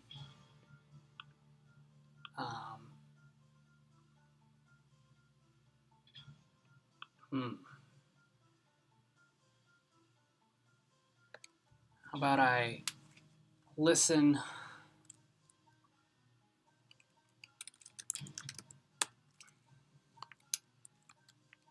to the plugin logs and kind of reset again and reset the plugin and see if it's restarting or something on its own.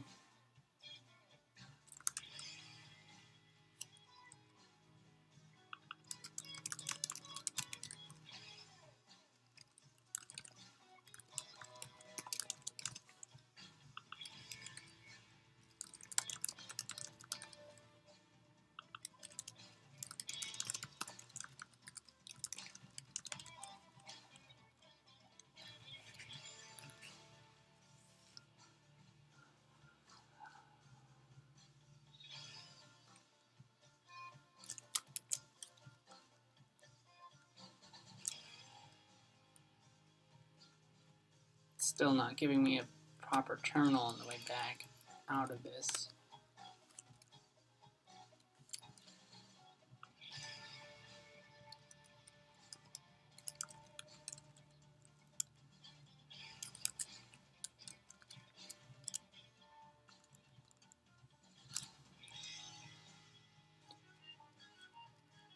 Okay, so we're gonna start up the plugin again, create it and enable it.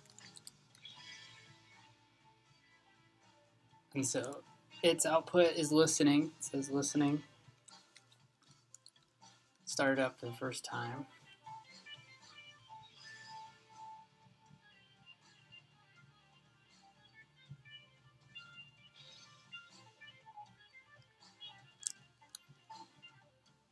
And try and go end to end again and see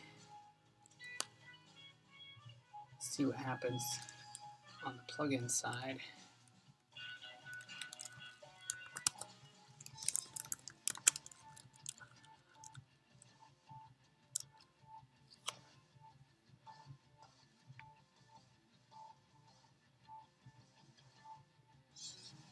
So listening.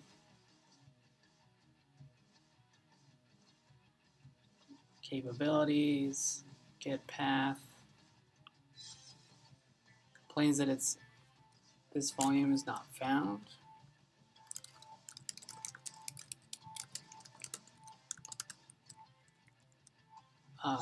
Even though it's right there. Maybe there's a race going on. Right. Seems to keep going though. Create capabilities, get, this time it seems to succeed and mounts it. Unmounts it. Maybe this is that first connection.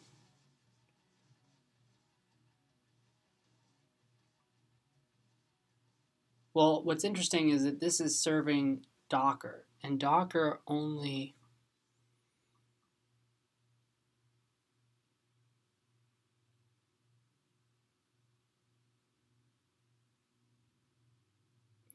these are basically calls that Docker is making to the plugin.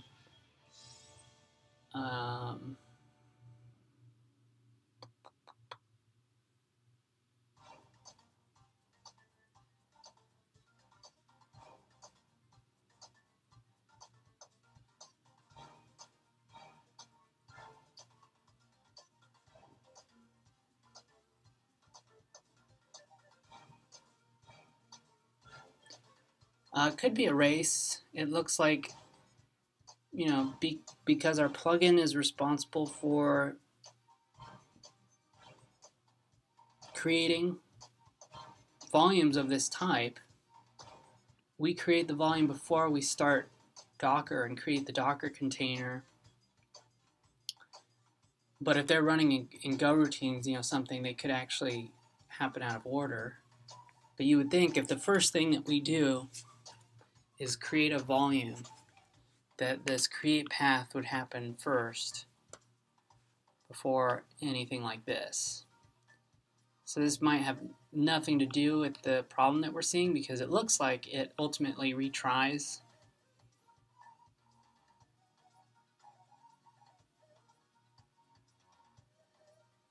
After it's been created.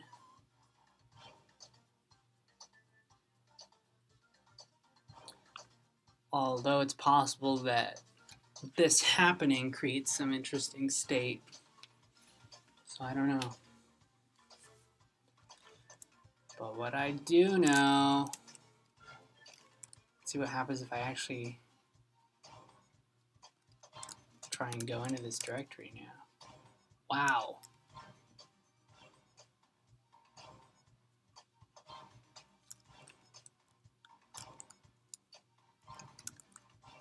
That's kind of crazy.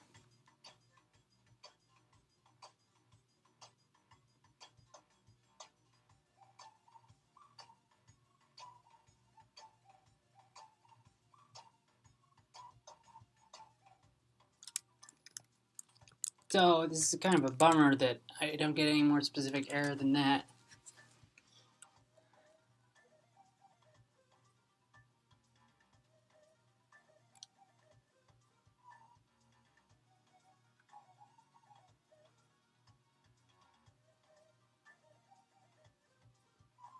It's also just kind of weird that it's actually a part of the Docker API that's getting hit there.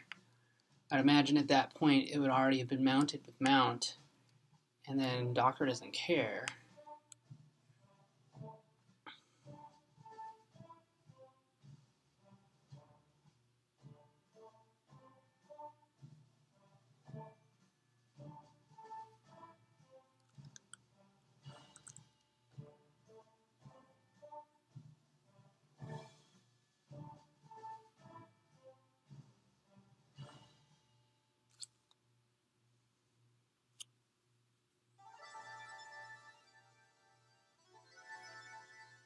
Right, list what? List volumes.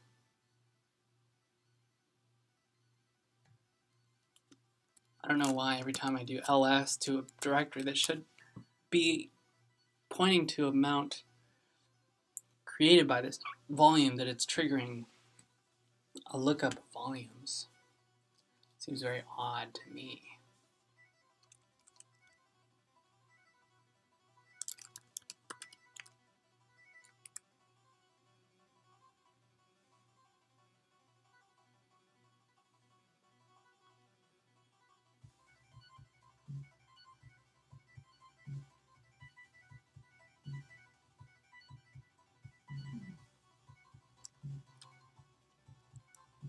At least they cleaned up this time.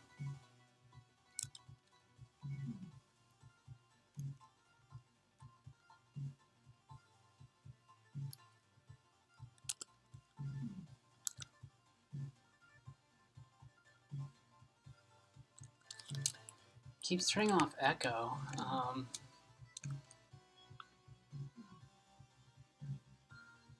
Not sure why.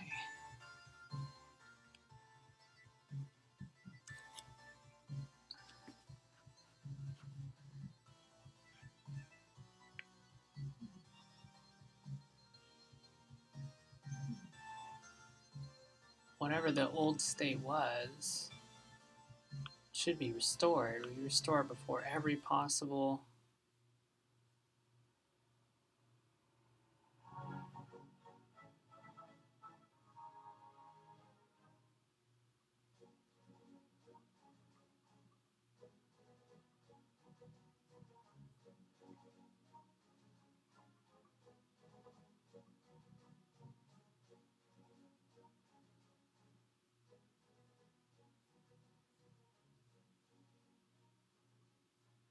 Wow, time's flying by.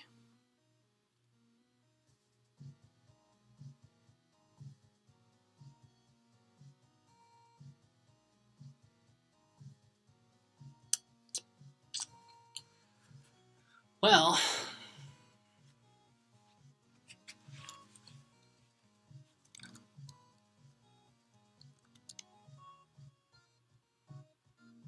I guess the next thing to do would probably be to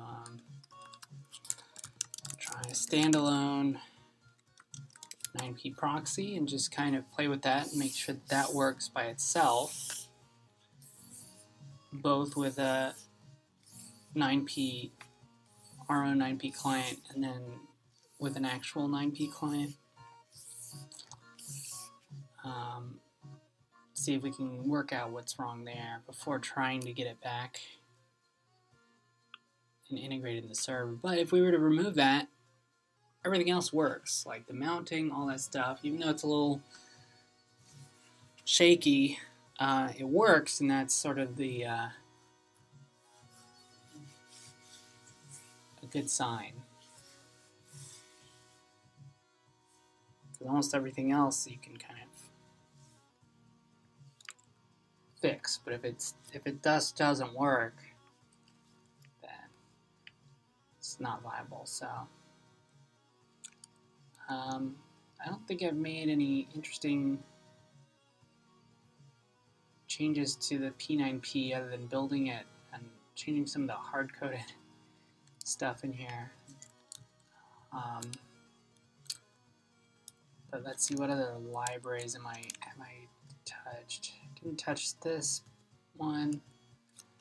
So I guess it's just this one. I will push these changes. Let me write some docs real quick.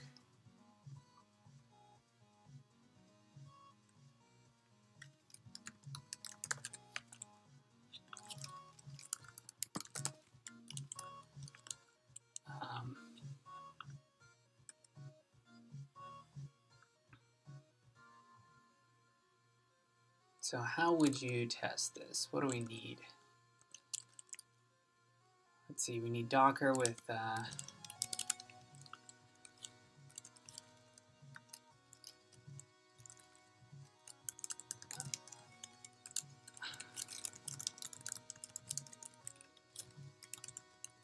you need Docker to help with Docker for Mac.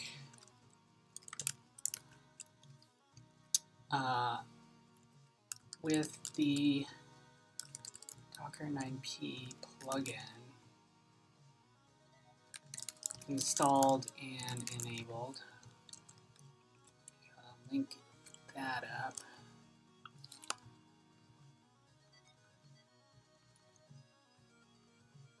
Close it? I guess I close.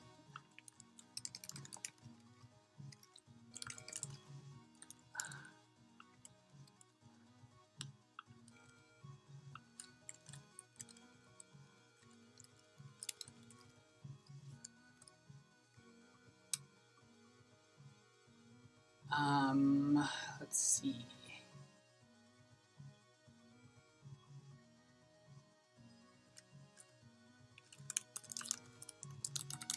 Running the server. The way I've been running it has been like this.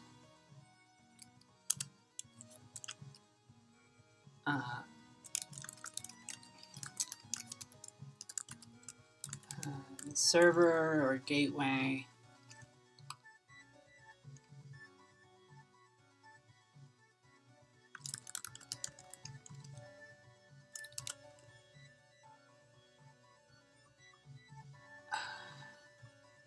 What's interesting, I guess, because locally, I do have some hard-coded stuff in here. Locally, the server connecting to the client doesn't need it set, because they're both on localhost, at least in development. But there is hard-coded stuff in here, right? Yeah.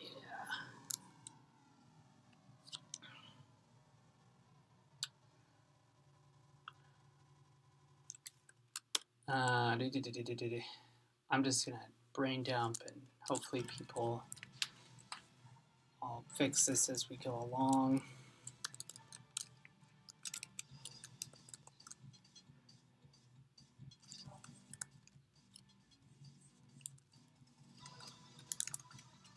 Local 9P adder needs to be the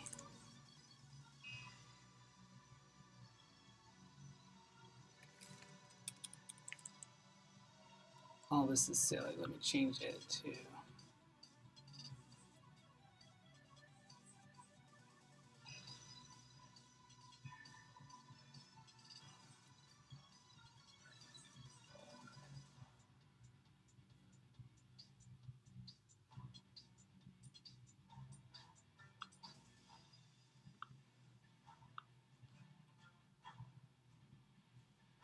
Our client's hard-coded to listen on 5640 localhost, so I'm going to change this to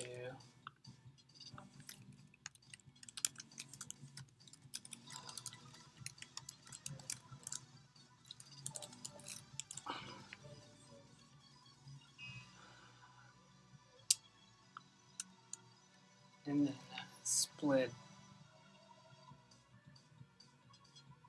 Can we use this where this was originally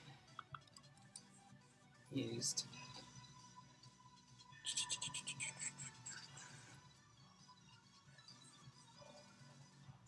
Actually, because this is also hard-coded here for now, right? The only thing we really need is this. So I'm going to change this back to host.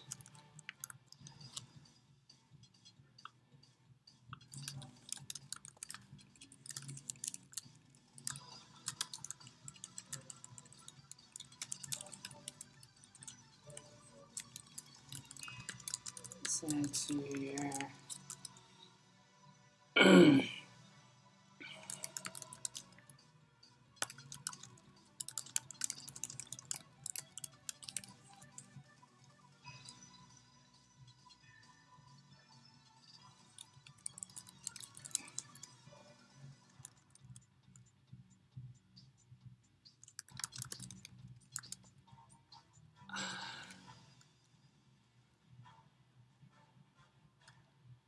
right, that makes sense.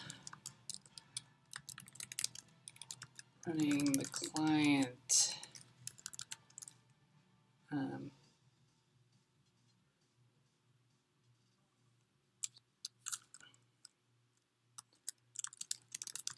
Could just do this.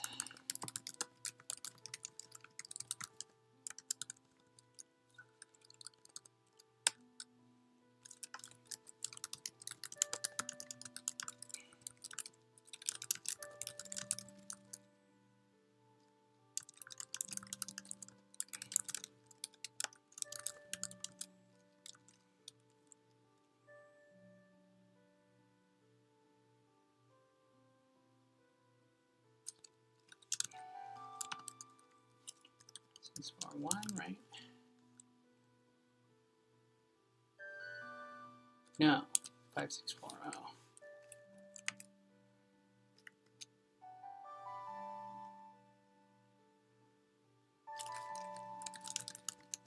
In theory, the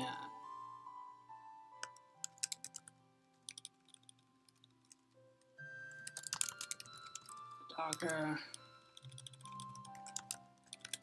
9p Docker volume plugin will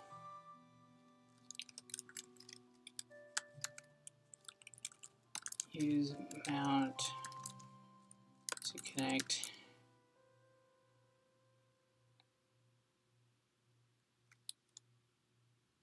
mount against the server on your local 9p host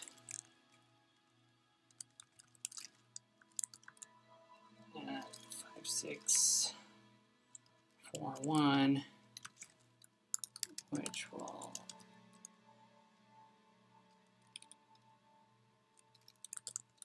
it's not like a TCP proxy, so I guess we'll call it a gateway. Maybe we'll say proxy session to the client here. And that's the scenario which doesn't quite work.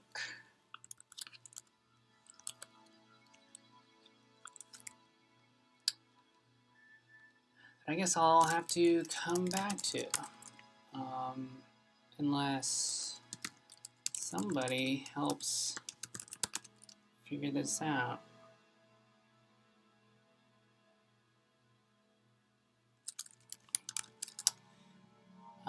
Here we have the client and server with 9P integrated, but not working. Again, it works if we don't use the server to proxy those 9P connections. But as soon as we do that, it doesn't work. So the next step for me and anybody else that's interested in trying to help figure this out is to do a standalone gateway, 9P gateway, and see if there's anything wrong there, and hopefully bring that knowledge back to here and to debug this. And then that would be, let's see, we've done this. So just try 9P standalone proxy, fix our 9P gateway,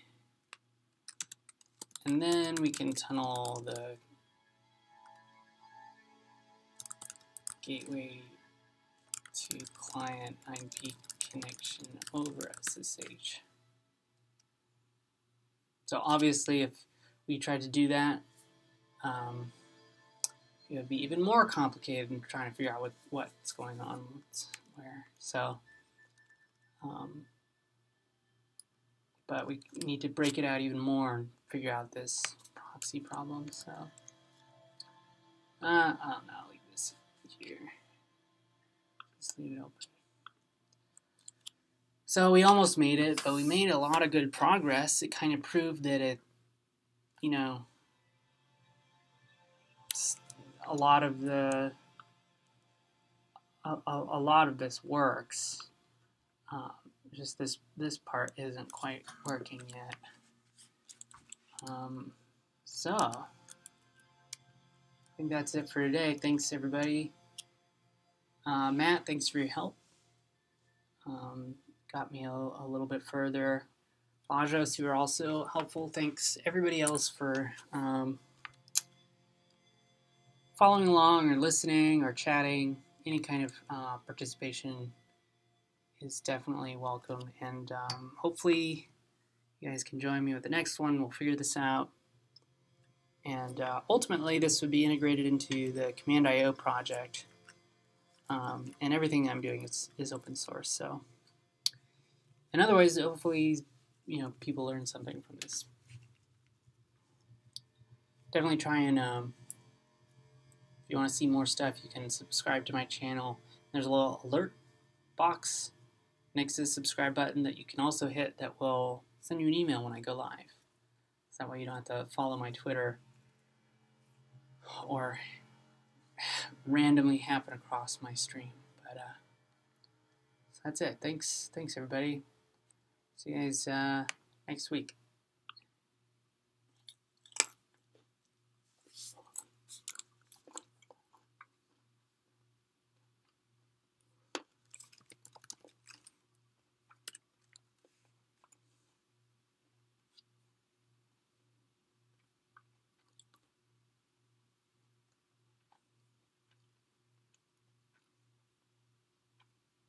If I am still live, it's because of buggy OBS.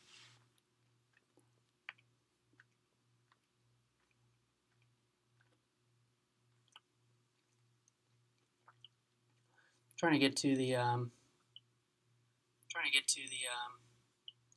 control panel.